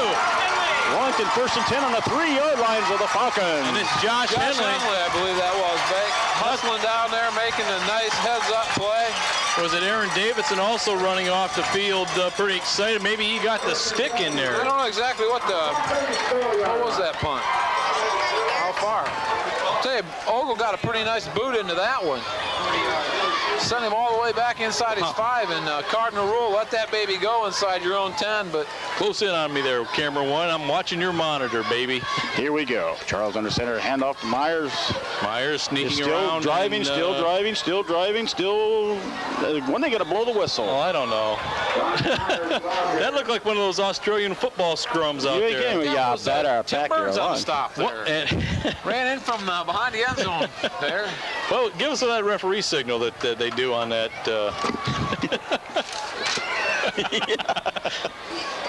I love it. Okay. Myers coming out of the game, Second and goal Burns from the breathing a one. sigh of relief.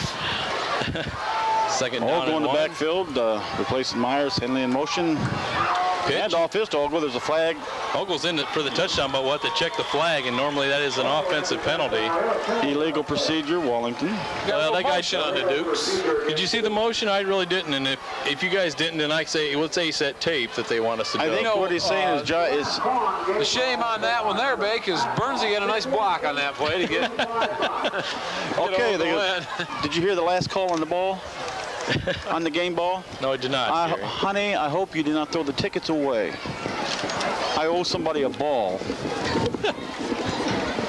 Well, dear, I didn't. I don't think. I didn't buy any. Oh, you weren't talking to me. Okay, Sorry G. about that. Second down and goal at the 6-yard line. McKee split out to far side. Looks like Myers back in the backfield with Henley. Charles out the pass. Open. He's hitting Henley. Henley is down to about the 1-yard line, looks like.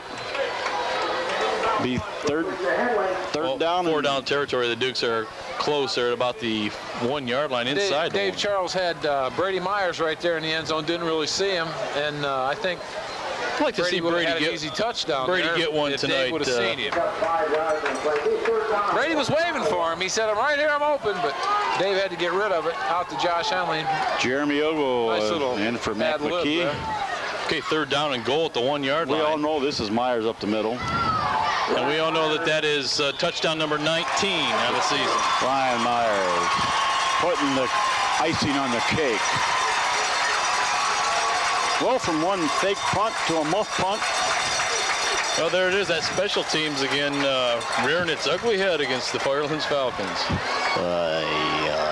Did a good job stopping the Dukes after that long return and gave it right back to them.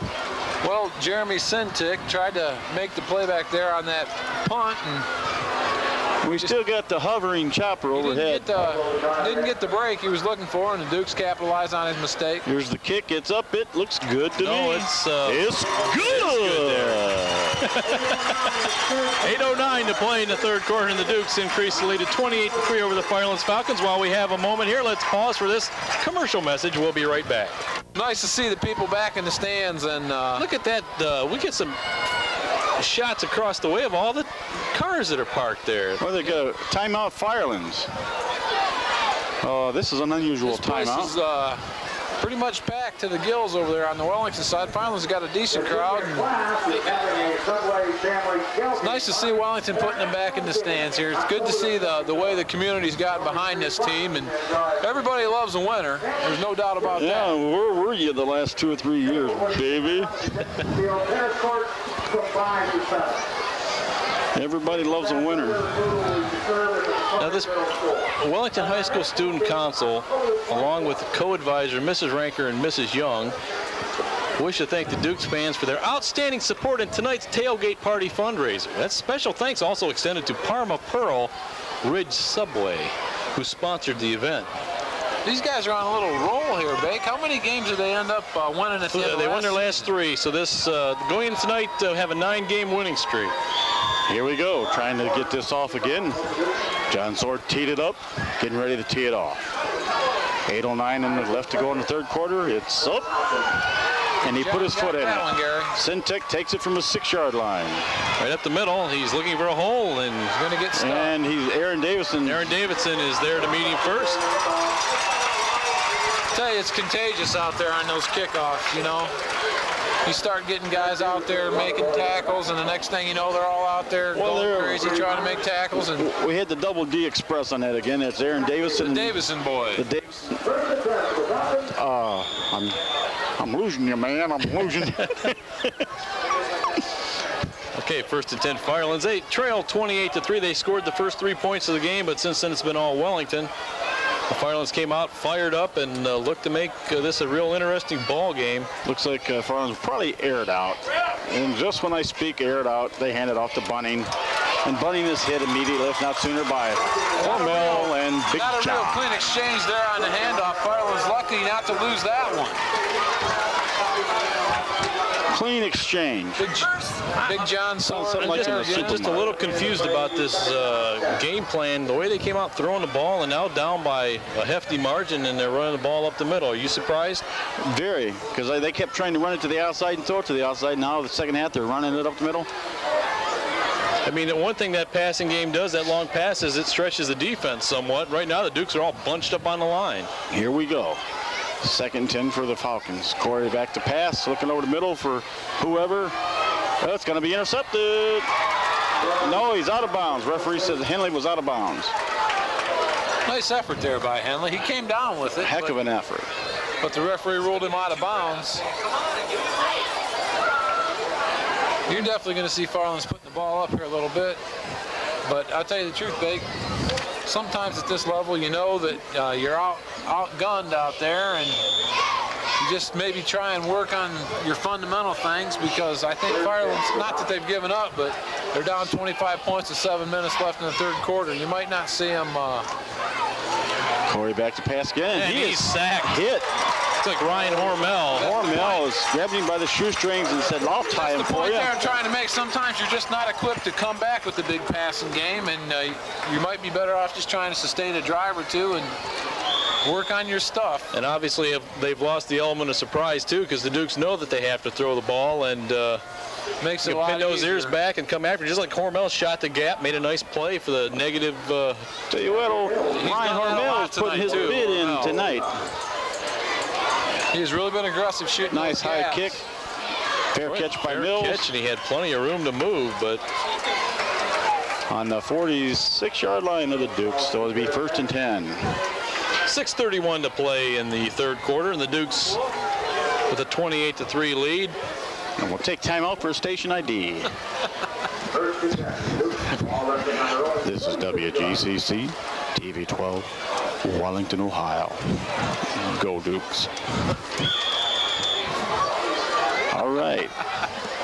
6-3-1. You're done. Dukes on top. 6-3-1 was what's left in the third quarter. Dukes on top, 28-3. Handoff Myers inside. And he's bumbling again. There he goes. He's fun to watch. He is exciting. Gets that effort. He just doesn't want to go down, and the first guy that hits him, it's almost guaranteed that's not going to do it. Well, Bank is a guy right Lives right across the street here would say, simple, off tackle. Yes, it was. Well, you know, let me Just your basic element out there right now, and you give that ball to the big man and let him go. get away from my game plan here. I got to see who's in on these stops. You know, we're going to be showing this to the Firelands You got there, right, Gary. Let's start community. giving some coverage, would you? Okay, here we First go. and 10 Dukes, ball at the 35. Speaking of coverage. Off Myers. See Dan Gossman for all you can get. That's 5 yards. Myers, the ball carrier, brought down by Benish. Just inside 6 minutes to play. It'll be 2nd down and 5 for the Dukes. 5 yards to play. We stay down 5. Ball lifting on the Falcons is 30 yards. Gary, I keep forgetting about the thing in front of my face. I tell you, I try to talk it to you. I try to talk it to you. You're killing us, Whitey. Kill Whitey. Turn off Myers. 1st and 10 Dukes. Oh, and a flag in on the flag. play. Benish in on the stop along with number 82. That would be Eric Yearley. holding. Call holding against the Dukes. Against the Dukes. That'll negate a nice little run by Myers. Negate, is that anything like a tailgate? Gary, when are you going to throw that plumb line on us again tonight? You like that plumb I line? do. I really do enjoy that. And I think there's a lot of people, well, okay, there's not too many. Well, hardly anybody but me likes to hear that. Camera one likes it. Well, you know, you can also use the word heft. Let's heft this up here. Heft it. What do you mean by heft? Well, I mean, let's lift it. Let's heft it up here. Okay, 5:15. Clock is running. 2nd down and 8 for the Dukes after the penalty. Charles back to pass. And looking like the ball slipped out of his hands as it was intended for Troy Mills. Incomplete. And Dave Charles felt a little pressure on that one. Yeah, well, no sense taking the sack. Kind of had to get rid of it a little earlier than he wanted to. And be glad to have you back down there in that locker room tonight, Curly, by the way. he's not going. He said he's not going to the locker room. I can't go down there. It's not rated for prime time in that locker room. It's definitely. I can attest to that, as I was in that Clearview locker room, and it was anything but a family show. And we're not talking part German. You got to remember, those are McKee in teenage motion. boys in And there. there's a little bit of movement. Brady Myers. Sorry there, Oh, Brady. Brady's mad. He was going to go out on a pass on that one. He remembered how wide open he was down there by the goal line. He figured it's going to happen again. A little too anxious, jumped the gun. Well, next week, the Dukes in Oberlin, and the big showdown Oberlin with Keystone tonight. So, you know, you don't like to. Who's chasing Wellington? Well, you do too, like Okay. to. Well, you like Who's to. chasing Wellington in the conference? Oberlin, right? Oberlin has not lost a conference game. Till next week. They'll be out there cheating like crazy. You know that. There'll be some serious cheating going on over there, but I'll tell you what, Okay. we'll bring the great equalizer. 3rd and 13 for the Dukes. Handling Gary motion. Edwards. Charles back to pass. He throws one up, and it's Mills has got it. Knocked him out. He had it, but he got knocked back. Walt didn't like the call. He thought there should have been maybe a flag down there. Dave Charles made a nice little pass out there, and Mills almost made the adjustment. Not bad coverage out there by the Falcons defenders. Are we going to pin had him? to come We're going to back pin for him deep again or what? No. You know what? Firelands made a nice defensive effort on that. Daddy-O not a big fan of the Zebras tonight. Okay, here we go. Dukes 4th and Firelands 13 expecting from a punt the here, and Wellington's not in the punt formation. 38-yard line. Charles back to pass. He's got him. Oh, he's wide open if he overshoots him just a bit. Ball intended for Jeremy Ogle. Cooley in on the coverage. Pretty good defense there by the Falcons. They stem the tide somewhat with 5:01 to play in the 3rd quarter. How'd you like that, Gary? Stem the tide. Stem the tide. Is that like roll the tide? Is that a flag on the play down there? He's not boring out there. Is Going that- for it on 4th down, throwing a bomb. Didn't work out. How many sets of brothers are on the Dukes team? Camera one would like to know how many sets of brothers are on the Dukes team and who are they? Well, I can think of 3 The right now. Myers, There's 3. the Swartz, the Whites, What'd you say about the White? Look out. brothers. One. Oh, one. That's right. There's only Big one game. now. James retired.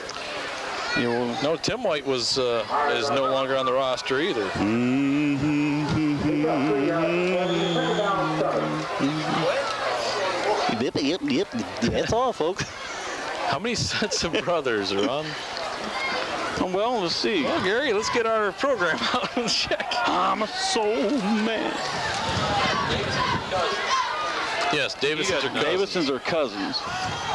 They're not brothers. Oh, there's a bobbled snap and a pitch out was bunting. I don't know about you guys if you've been paying attention tonight, but that Ryan Hormel is throwing his hat in the ring for player of the game. I've already said that. That guy is Chris Sorden on the shooting stop. those gaps all night, coming up with some nice defensive penetration. A real pain in the neck for Firelands. It's hard for me to try and talk about player of the game without mentioning Josh Henley, because maybe I feel a little guilty from last week because he did have a real good game, and he's. But that was last week. Who'd you give it to? Dave Charles got it. Okay, under 4 minutes to go in the third Had a nice quarter. game, too. Hey, Henley's a team player. 3rd and 13 for the Falcons on their own 35-yard line. 3:42 to Corey play. back to pass. Has some pressure. Look, and he There he is again. Big Hormel. job. Hey, John Sword Sword. got a big piece of it, but Ryan Hormel's coming in there and blitzing for that linebacker. I got a spot. little tidbit for you here. There's something Gary, brewing. you have a little trinket for us. 'Cause I'm gonna let you guys get plumb full of this. Okay. There's a little brewing going on here for them. Who are we playing next week again? You say Oberlin? Oberlin. Well, Spell it. O-B-E. I was talking to Artie before the game. Yes, Gary. There's some bad blood. No, and almost blocked by Luke Wright. Henley This time there is no takes it fair on his catch. 36-yard line. He dashes. And Henley. Made a little juke. And he Fumbles the fumbled. ball, and it's picked up. Yeah, you can't get up and run with it. Finish. Oh, boy, I tell you. Josh was hit about pretty hard. A 20-yard return, and good shot. I think his Popped the ball free, and Firelands takes over on the turnover. One negative thing the Dukes have, laid it on the ground tonight a couple times. That's a couple times that Wellington's had a decent run, decent gain, and Firelands has been able to strip the ball from them. That's Well, a nice, give Firelands nice play credit, there they're by still- Syntec. they're still nice hitting open hard. field tackle. Henley had made a couple moves there, a la Eric Metcalf, to break the initial surge, but nice play there by Syntec to force the fumble. Good Okay. open field tackle. 1st and 10 Falcons. Corley still in there at quarterback, pitches the ball. Bunning pitches to Bunning, and Bunny's wrapped up by Ryan Myers. And Ryan Myers takes him down and gets 2 points for it.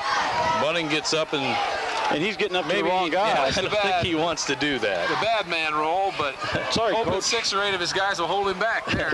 It looked like Ryan Myers recorded his first takedown of the wrestling season. Nice little crossface there. Come on down. Myers, Styles, and Swords. Camera 1, it's still at it. Miles, Styles, and so Myers. Myers. Miles Davis? Okay. Okay, you have another trivia for Got us a you little want to twins throw? left out there. And Bunning or Benish, the ball carrier, brought down by Mills, but that looked like a little movement on the Fireland side on the left. Well, either way, Benish with a big hole and got out to inside the 40 it to appears 39. to me every time they send that twins formation, that would be 2 receivers of the same side. Wellington's Thank only you. sending 1 guy out there to defend it. And if, I'm not going to sit here and tell you I'm a math genius, but 2 against 1 seems like that's an advantage for Firelands. I might be throwing the ball out there. Why aren't you a math genius? Well, Gary, I've had genius in other fields of expertise. Benish, the ball carrier again, and he's wrestled again. Yeah, he's still by going. Myers. Nice effort by Benish.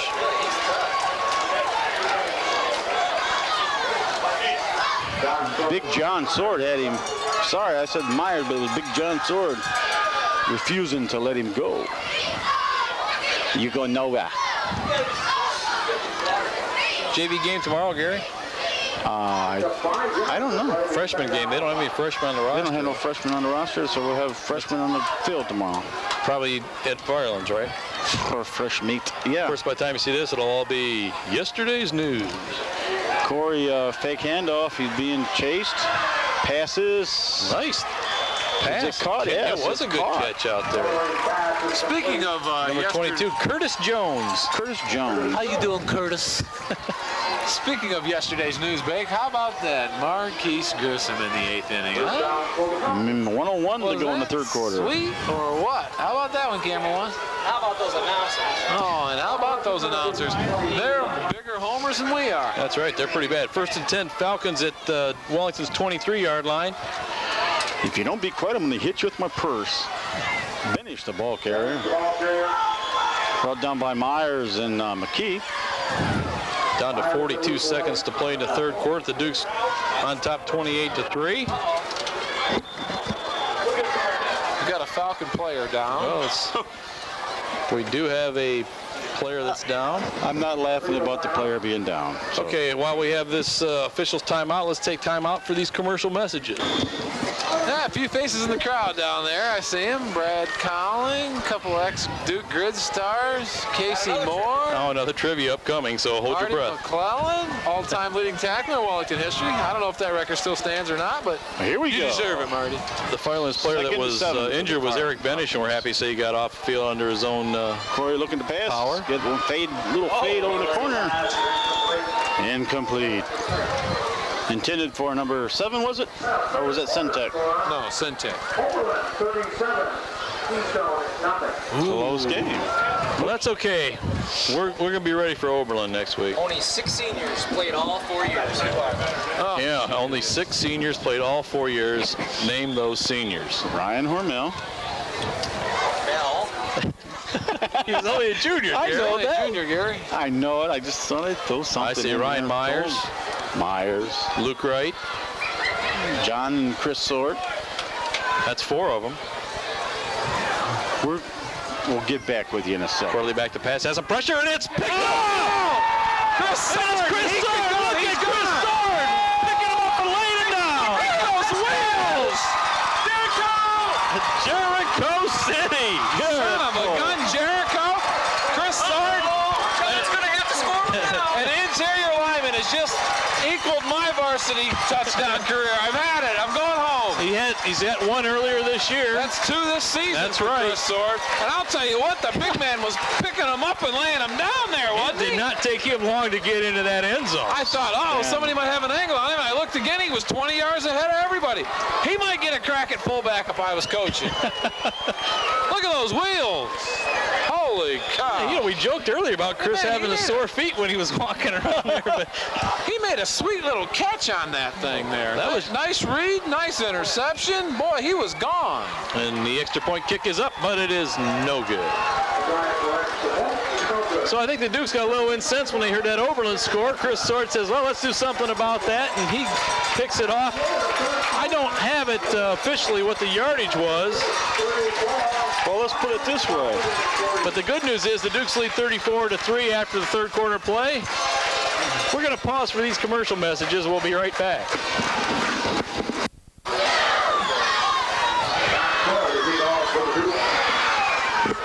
What we got, Watts? Go ahead. Welcome back. Comes a big John Sword to kick off here. They got all that one. Ooh. Grab the ball.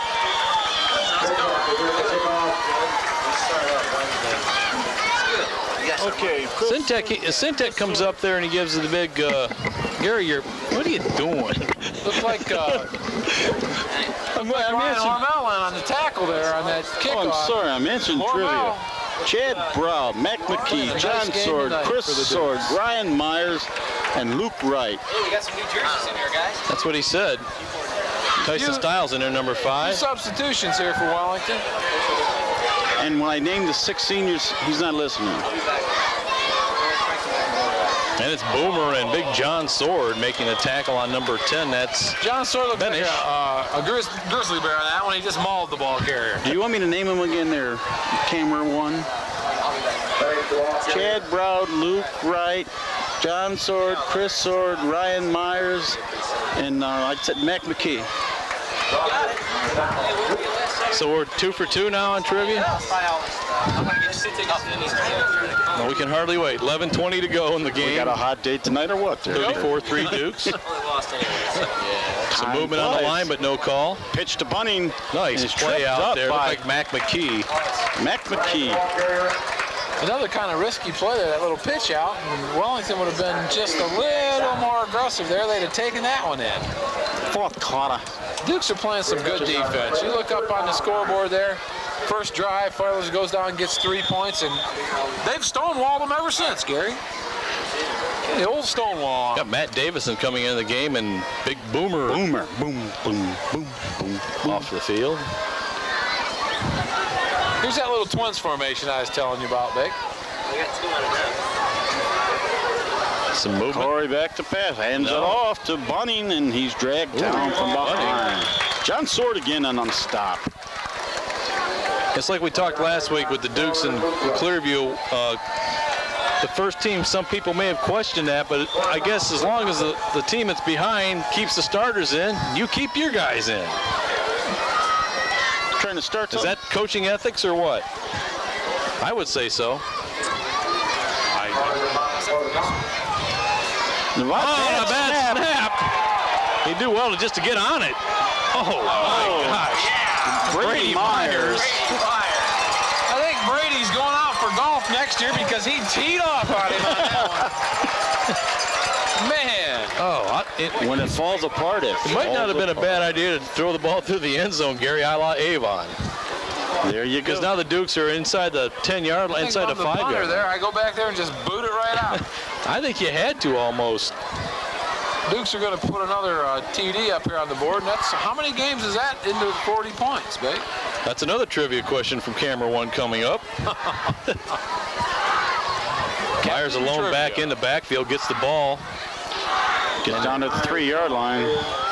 Second goal from the 3. I think I see over there behind the tennis court board, Tim Burns with a BB gun. That's a 44 Magnum. It's got. He's shooting Ryan Myers in the feet. We know who would be in the end zone ready to grab the ball. Yeah. Surprised that. There it goes. Here we go. Second down goal at the 4-yard line. 9:25 to play. And it's going to be Mac McKee for the touchdown. And the Dukes have broken into the 40 barrier once again. Well, let's see. They had 33 against Buckeye. They had 57 against Fairview. Oh, my. They had 12 against Edison. What happened that night? I don't know. Boy, I don't know. 66 against Brookside. Oh, boy. Avon, we had 28. 28. Another poor offensive night. 41 last week. 41 against Clearview. And yeah. So far, it's 40-3. Duke's got that high-powered offense, that well-oiled machine. And the little kicker, Gary. Little G's going to try the kick. He's going to try that left-footed soccer-style kick. Good snap. It's up. It's good. And he earns his varsity letter.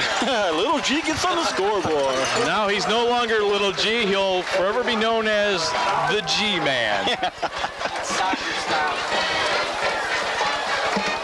Is he going to kick off now? Let's see. I think he retired, Gary. He probably did. He'll say, Coach, put me in, Coach. He jumped. I'm ready. He jumped on one of the homecoming floats, and he's going to cruise around the track now for the ticker tape parade. 41-3 Dukes. And boy, the way this one started, who would have ever thought? Did you see who the holder was on that, too? That was number 12 out there, Jason Adkins. Yes, Adkins freshman combination. That's right. Could be the next guys at Camera 1 4 years from now. We'll talk about 4-year players. Speaking of combinations, try that air conditioner and furnace there from Wellington Indoor Conference. Run them both at the same time and make the village of Wellington happy. We're talking gigabucks. Are you ready on the line? Well, Beck, it doesn't seem like it took too long to score, and I guess that's because it did. John puts his foot into it. And if they're going to do something with it. I'll say Brady Myers gets him again. Oh, Ooh la la. Tell you what, if we were given special team player of the game, I think Brady Myers would have that baby sewed up. This is not going to be an easy ballot tonight, Edwards. I say Little G gets Gary's throwing Little G's hat in the ring? No, I don't think so. I don't want to embarrass the young man. Well, Gary, speaking of which, I know you didn't see the tape last week, but with the first guy that I interviewed, Ryan Hormel, Little G walks behind him and like waved to the camera like, "Hi, Mom." That's what he did. Hi, Mom. He didn't say nothing about "Hi, Dad." He's out. Good Kyle Lashley. Okay. Here we go. Hand off. Easy. Yeah, babe. Benish, the ball carrier, brought down by, I ain't sure who. Look, Hormel. Throw him in there. So Firelands sticking with the first teamers. Yeah, 850. Dukes have thrown a couple subs out there in the mix. Oh, yeah, I don't see him out there. So we got Nick Accordi, 74, out there, and Matt Davison. Now Brady Myers out in the field. Tyson Stiles. Here comes Luke Wright off the field. He's had a big game. Who's the only player out there? Oh, Okay, here we go. The only player out there to play. That dad that played on the 74 team. it's Fred Greetham. That's an easy one. 2nd and 7 for the Falcons from their own 19. Corey pitched to Bunning, I believe, and he has hit Mac McKee. Mac McKee. The Mac attack. Well, that was number 14 for Firelands. That was Ian Warner, 5'11" sophomore. I want to know. That's his right first now, carry of the night. Is anybody going to sedate Schwan so I don't have to go in that locker room after the game because the guy, he won't take no for an answer. Speaking of Greetham, He's Myers emphatic. and Hormel come off the field. Now here comes Mac McKee. So Is there any way Schwan can run the camera and interview him at the same time? no, I don't think so. See if he can do it tonight. 3rd down and 6. hand off to Warner. First again. down. Number 82, it's Greetham. Forrest isn't it? Greetham Forrest with the Greetham in on the stop. And we're down to 7:34 to play. Well, this sets up the big one next week against Oberlin. The Indians have lost one game, non-conference, so, and with a hefty lead tonight. Hefty, I like Hefty. that. It's going to be a plumb good game, I think. There you go. Has Oberlin played Clearview yet, Dave? No. They have beat Firelands and Midview, and now Keystone. That Midview game was pretty close, wasn't it? Oberlin? Yeah, Midview missed a field goal at the very end of the game. I think it was 16-13. It would have tied a 46-yarder that had the distance but was wide. So. Well, you know, that's a big pivotal game next week for the Dukes. If they can beat Oberlin with a few victories on their belt, it's not going to do anything but enhance Wellington's status in the computer. Dukes will go in 7-0, 4-0 in conference play, and Oberlin will go in 6-1 and 4-0 in conference. And I think Oberlin, they lost to Independence. Yeah, Independence it was. And with Oberlin, too, they've sneaked into the computer ratings, too. I couldn't believe they were Division 5, though. But they are. Yeah, they're, down there. Well, we were talking earlier about Oberlin, and last year they came in here, and Wellington wasn't supposed to beat them and put a pretty good whipping on them, and Oberlin seemed to quit in the first half of that game. So hopefully they can get Indians down next week and get same results. Ooh. Tripped up initially by first down for the Falcons. Brady Myers. Out close to midfield. Warner was a ball carrier. I still remember that whooping that Oberlin gave us. Well, Gary, I even heard the coach say we beat him worse than Clearview did. That was a brutal year. We talked about that 2 weeks ago when the Dukes lost 55-7 to Clearview and then 55-6 to Oberlin. And I'm not quite sure, but I think that was back-to-back. Yes, it was back-to-back. Well, that was dreadful. And it's one thing when you get beat and you get beat bad like that, but you don't need the coach acting that way. And I'm sure that the Wellington the guy never had any class, and he'll probably never have any. So what's the difference? Gonna make next week's game all the more sweeter when you walk off with the win, I think. Yeah. Well, if the Dukes stick to their knitting, get Ryan Myers a little rest here. That's a good thing about this game. They're able to get Myers out of the game somewhat early and let him heal up for next week. And I'm sure he'll be ready to go next week, as will the rest of the Dukes. Second down and 6. To Warner. Warner trying to get around left end, and he's... Chris Sword, man. Chris Sword is still out there. And when he's out there, he's going to make a a few tackles, I think. Now got number 84, Jason Sharp, into the game. Sharp. Also number 23, that's Steve Sikora. Jeremy Ogle comes off, and Troy Mills. It's getting to be a familiar sight here with 5, 6, 7 minutes left in the fourth quarter to see the starters down here on the bench conferring and having some fun with it. And it's a welcome sight for Wellington. Hand out to Warner again. And he gets to the outside and finally dragged down after picking up the first down. He's close to the 40-yard line. Brought down by Forrest Greetham. Styles in the game now, number 8. Here comes Chris Sordoff. There he goes. Rick Bouch leaving the arena. Rick Bouch. First and 10 for the Falcons on Wellington's 40-yard line. 4:15 to play, and we have some movement that just can't be denied by the referee. It looked like a lot of times that there was movement, but no flag. And well, there was contact this time. Contact. 4:13 to go in the game. Duke's on top 41-3. What player? Oh, yeah, well, here we go. Are you serious, or are you making it up?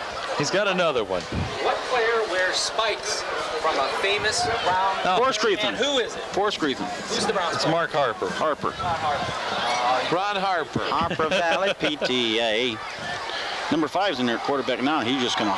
Nick Cordy with the big sack. And that's number 5. Go Nick. Jason Ives is the quarterback. And once again, we want to thank tonight's sponsors. We got a boatload of them tonight, Big G. 7 of them. Can you name them all? That's your trivia. Look at him. He's like... Looking around, I've Mark. got enough to do. I know you do. Allstate Insurance, the Beverage and Party Center, the Schramm Shirts and Cards, Whitney Shell Service, Wellington Indoor Comfort, Lorain County Title, and Brennan Auto Body. McCordy again in on the stop with Warner, the ball carrier. Down to 3:10 to play. Gary, go for it. You want me to do that now? Do it. Okay, tonight's game has been brought to you by the Village of Wellington in association with Wellington High School Athletic Department, and is intended solely for the entertainment of our viewing audience. The comments and opinions expressed by the announcers are their own and do not necessarily reflect those of this station. Any rebroadcast or other use of the pictures, descriptions, or accounts of this game without the express written consent of WGCC TV 12 and the Village of Wellington is strictly prohibited. And it looks to be a first down. This is Jim Hose on the carry. I think Hose. 84. Jason Sharp. Trevor Stiles. I think I remember Hose being on that Great White North show. McKenzie. You hoser, eh? 25 into the game now. That's Veeroff, isn't it? Steve Veerhoff, number 25, and Jim Hose is a 5'7", 160-pound sophomore. Dude looked like a lady. Not Veeroff. Oh, it's quarterback sneaker. Aaron Davison on the hit. Jason Ives, probably the future quarterback of the Firelands Falcons. 5'11", 170-pound sophomore.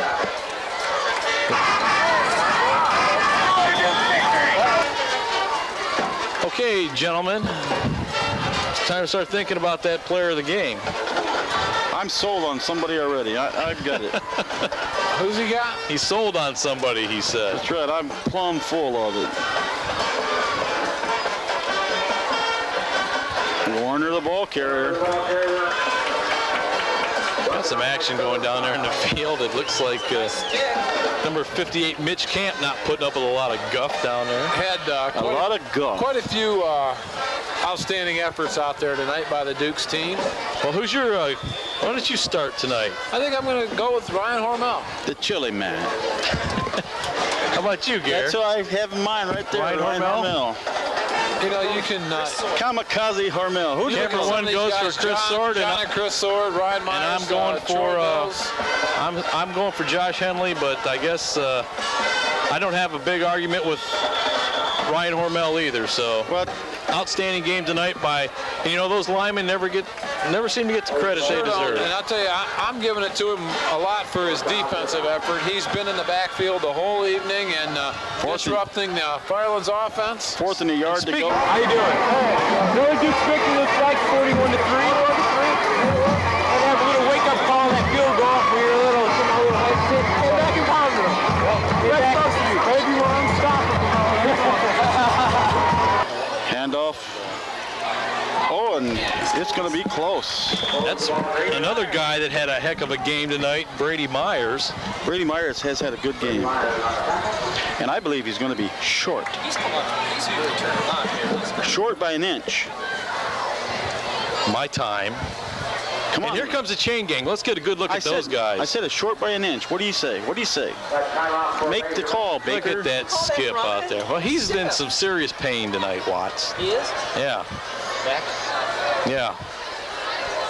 He just got his first gas bill of the month, I think, and he's not happy with that. 1st and 10. And who's that other guy down there? We know him.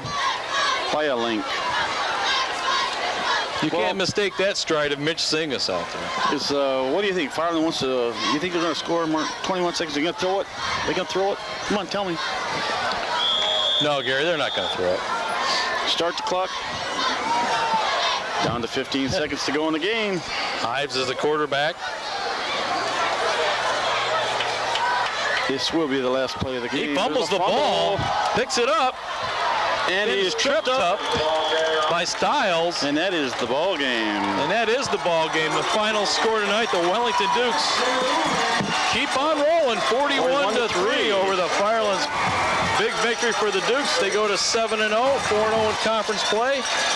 It sets up the big showdown with the Oberlin Indians at Oberlin next week. And I'm going to say it, they're going to get scalped. I got to talk to Rick, and I definitely get to be in town next week. Yes, you do, Gary. As the two teams shake hands out in the center of the field. It'll be a disappointing loss for Firelands, and the way they came out tonight, all fired up. It looked like the Dukes were going to be in for a game, to say the least, but Wellington established itself on both sides of the ball and made some big plays and actually coasted to the halftime lead and then through the second half, just totally dominating as they have all season. Yeah, they, you know, like you say, Firelands looked like it was coming out with a real good game plan. They marched right down the field.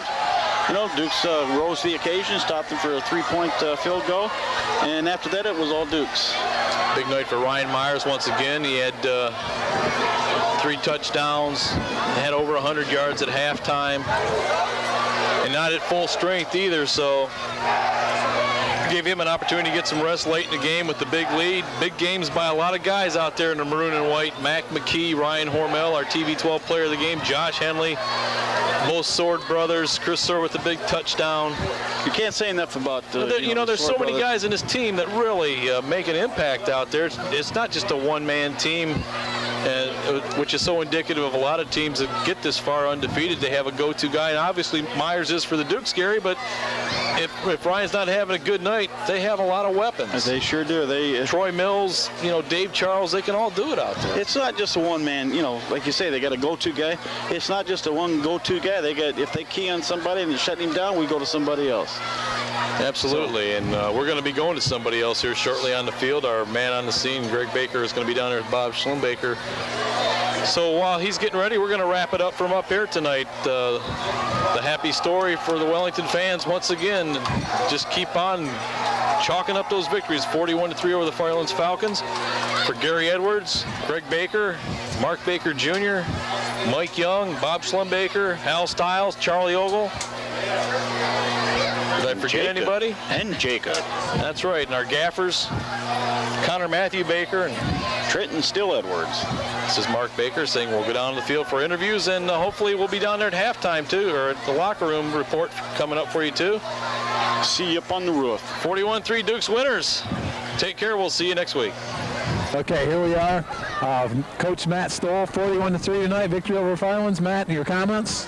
Well, I thought we played a little sloppy tonight, but anytime you win 41-3 and anytime you're 7-0, you got to feel great about your football team, and I do in that regard. I think we came out a little flat. I thought Firelands knocked us off the ball, and really, I was a little concerned that first half, but I'm glad our kids were able to bounce back and put some things together, and we did a lot of things right, but I just know that we got some tougher games even coming up yet that we're going to have to do better. Yeah, we made the comment during the game tonight that now Wellington is all over the papers, and you're not going to be sneaking up on anyone, so I'm sure Oberlin's going to be equipped for you next week, but I don't think you're going to back away from them at all. No, not at all. We got to have a real good week of practice, and I think we're going to. I think our kids realize and learn their lesson this week, and we're going to be ready.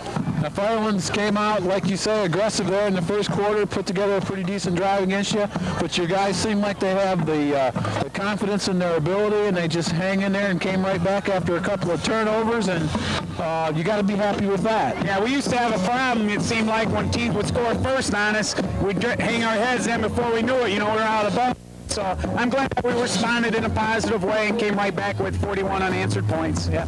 Yeah, like the guys are comfortable. Buddy's role, and right now, I don't know, Matt. It looks like you guys have a good opportunity to do something next week, and we'll just have to see what happens. One at a time. Yeah. Thanks a lot, Coach Stoll. Here we are with Chris Sword after the Duke's big 41-3 victory over Firelands. Chris, your comments on the game? We started out real slow, looked like crap, then we decided we had to pick it up. We picked it up.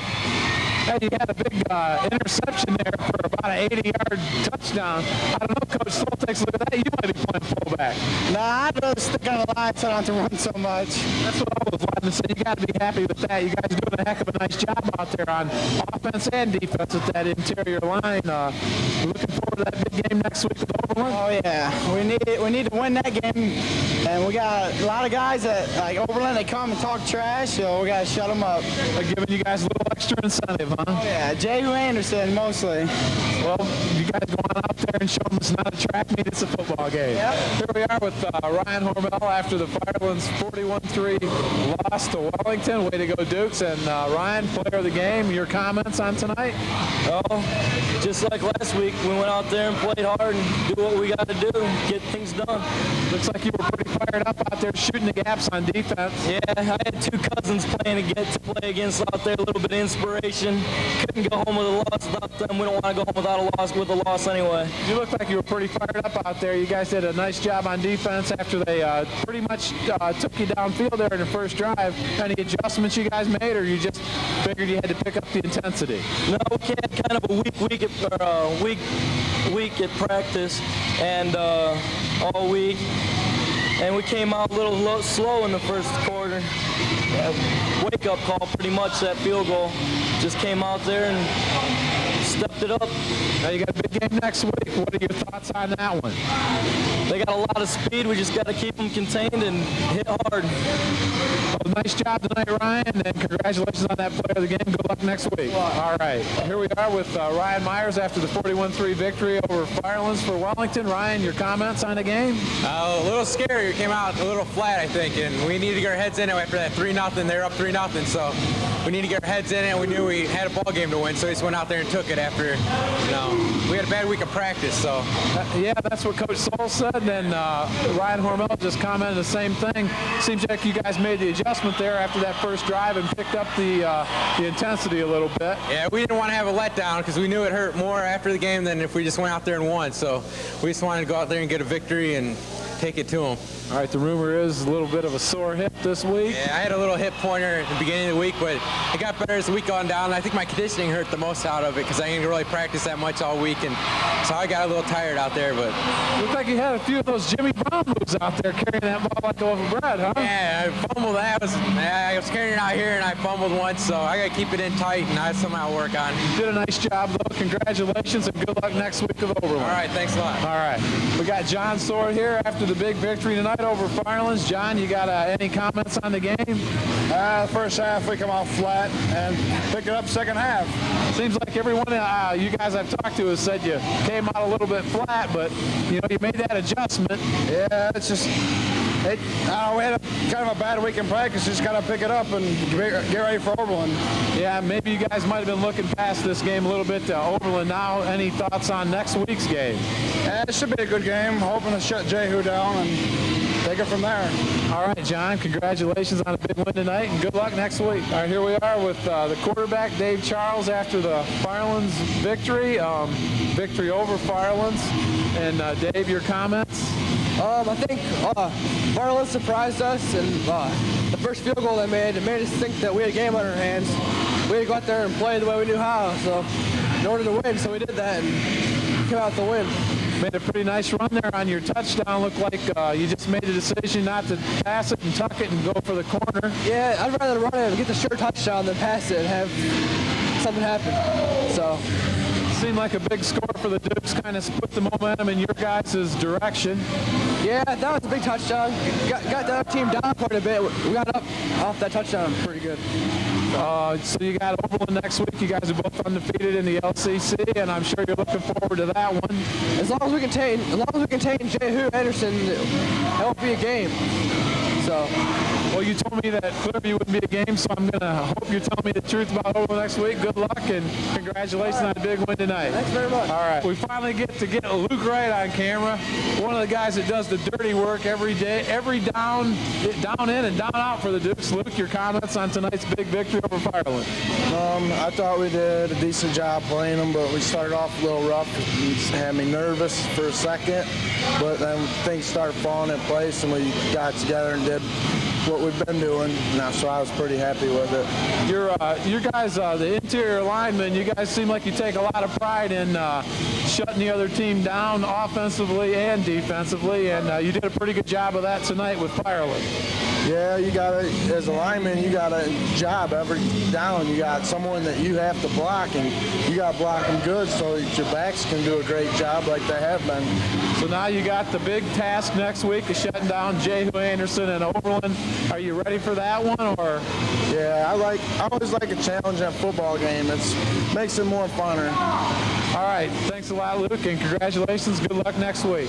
Josh Henley, after the big 41-3 victory over Firelands. Josh, my first question, you guys really consider that music? Yeah. Oh, okay. A little excitement after the game. That's your battle cry or something? All right. What are your comments tonight on the victory over Firelands?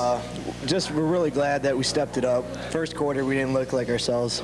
Caught us off guard. As you see, they drove the ball on us, and we just turned it around and started playing Wellington football, and that's good that we started doing that. They had a nice interception out there on that one. Almost broke it the whole way. Yeah, I seen no timing pattern. They tried to run a sideline on me and just took it up right from them and kept going. You got a big task ahead of you next week with the Oberlin Indians and that speed. You guys looking forward to that one, I'm sure? Yeah, we'll have our contained guys take care of them, and our linebackers will get them. So other than that, we're all set for it. All right, good game tonight, Josh, and congratulations. Good luck next week. Fake handoff, Corley goes outside. Now he's in trouble. John Sword has Big John. Sacked by Big John Sword, Garrett. McKee in motion. Pitch to, who's that, Myers? You got it. Big man. Look at Ryan Myers. He's going. He gets to the outside. Ryan Myers stumbling, bumbling, and rumbling. Where's Brady Myers at? Flips it out there. Henley out there for the first down. Henley. Charles Beck again bobbling the ball a little bit. He's Charles going to keep is going to it. have to Run go. it in. And he's in for the touchdown. Third down and 3 for the Falcons. And Corey back to pass. Has time. Throws it out there. It's by Henley. And Henley spins away from one guy. Look at Josh Henley down the sidelines. They still can't bring him down. He's still on his feet. Here we go. Okay, Charles hands the ball off to Myers. Breaks to the outside. Closer. You can forget about that one. Hip pointer or no, the big man's going in. That was a beautiful block by Troy Mills to break him loose. Ryan Myers over 100 yards already, and that's touchdown number 18. That's it. Okay. Oh, okay. Here we go. 1st and 5 for the Falcons. Hands off. Oh, what a stick by Hormel on Bunning. He said, how do you do? Well, the cameraman liked it, I'll tell you that. Now, wait a minute. It was Bounds out there. Charles, quick pass over the middle to Mills. Mills again. He's in for the touchdown. Touchdown, Mills. You know, Skip gets involved with a lot of things, and here we go. We're on the way. He almost gets involved as many as Gary Edwards, and the ball is fumbled at the 8-yard line. Finally picked up by McKee. Oh, what a big block. block, and McKee got wide open spaces. Cuts inside.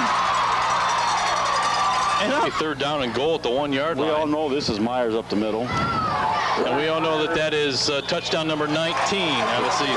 Ryan, 3rd quarter, it's up. And he put his foot in it. One, Gary. Sintek takes it from the 6-yard line. Right up the middle. He's looking for a hole, and he's going to get stuck. And he's Aaron Davidson. Aaron Davidson is there to meet him first. I tell you, it's contagious out there on those kickoffs. It was probably aired out. And just when I speak aired out, they hand it off to Bunning. And Bunning is hit immediately, if not sooner, by Hormel and Big Not a real John. clean exchange there on the hand. Corey back to pass again. And he's sacked. Hit. It's like Ryan Hormel. Hormel is grabbing him by the shoes. Was what's left in the 3rd quarter. Duke's on top, 28-3. Handoff Myers inside. And he's bumbling again. There he goes. He's fun to watch. 3:42 Corey to play. back to pass. Has some pressure. Look, and he is. There he is again, Big Hormel. job. And John Sword got a big piece of it, but Ryan Hormel. We'll get back with you in a second. Corley back to pass. Has some pressure, and it's picked up. Chris Sword. Chris Sword. Look at Chris Sword. Picking him up and laying him down. Those wheels. Jericho City. Son of a gun, Jericho. Chris Sword. It's going to have to score now. Oh, a bad snap. He do well just to get on it. Oh, my gosh. Brady Myers. Goal at the 4-yard line. 9:25 to play. And it's going to be Mac McKee for the touchdown. And the Dukes have broken into the 40 barrier once again. ETA. Number 5's in there, quarterback now. He's just going to. Look at Cordy with the big sack. And that's number 5.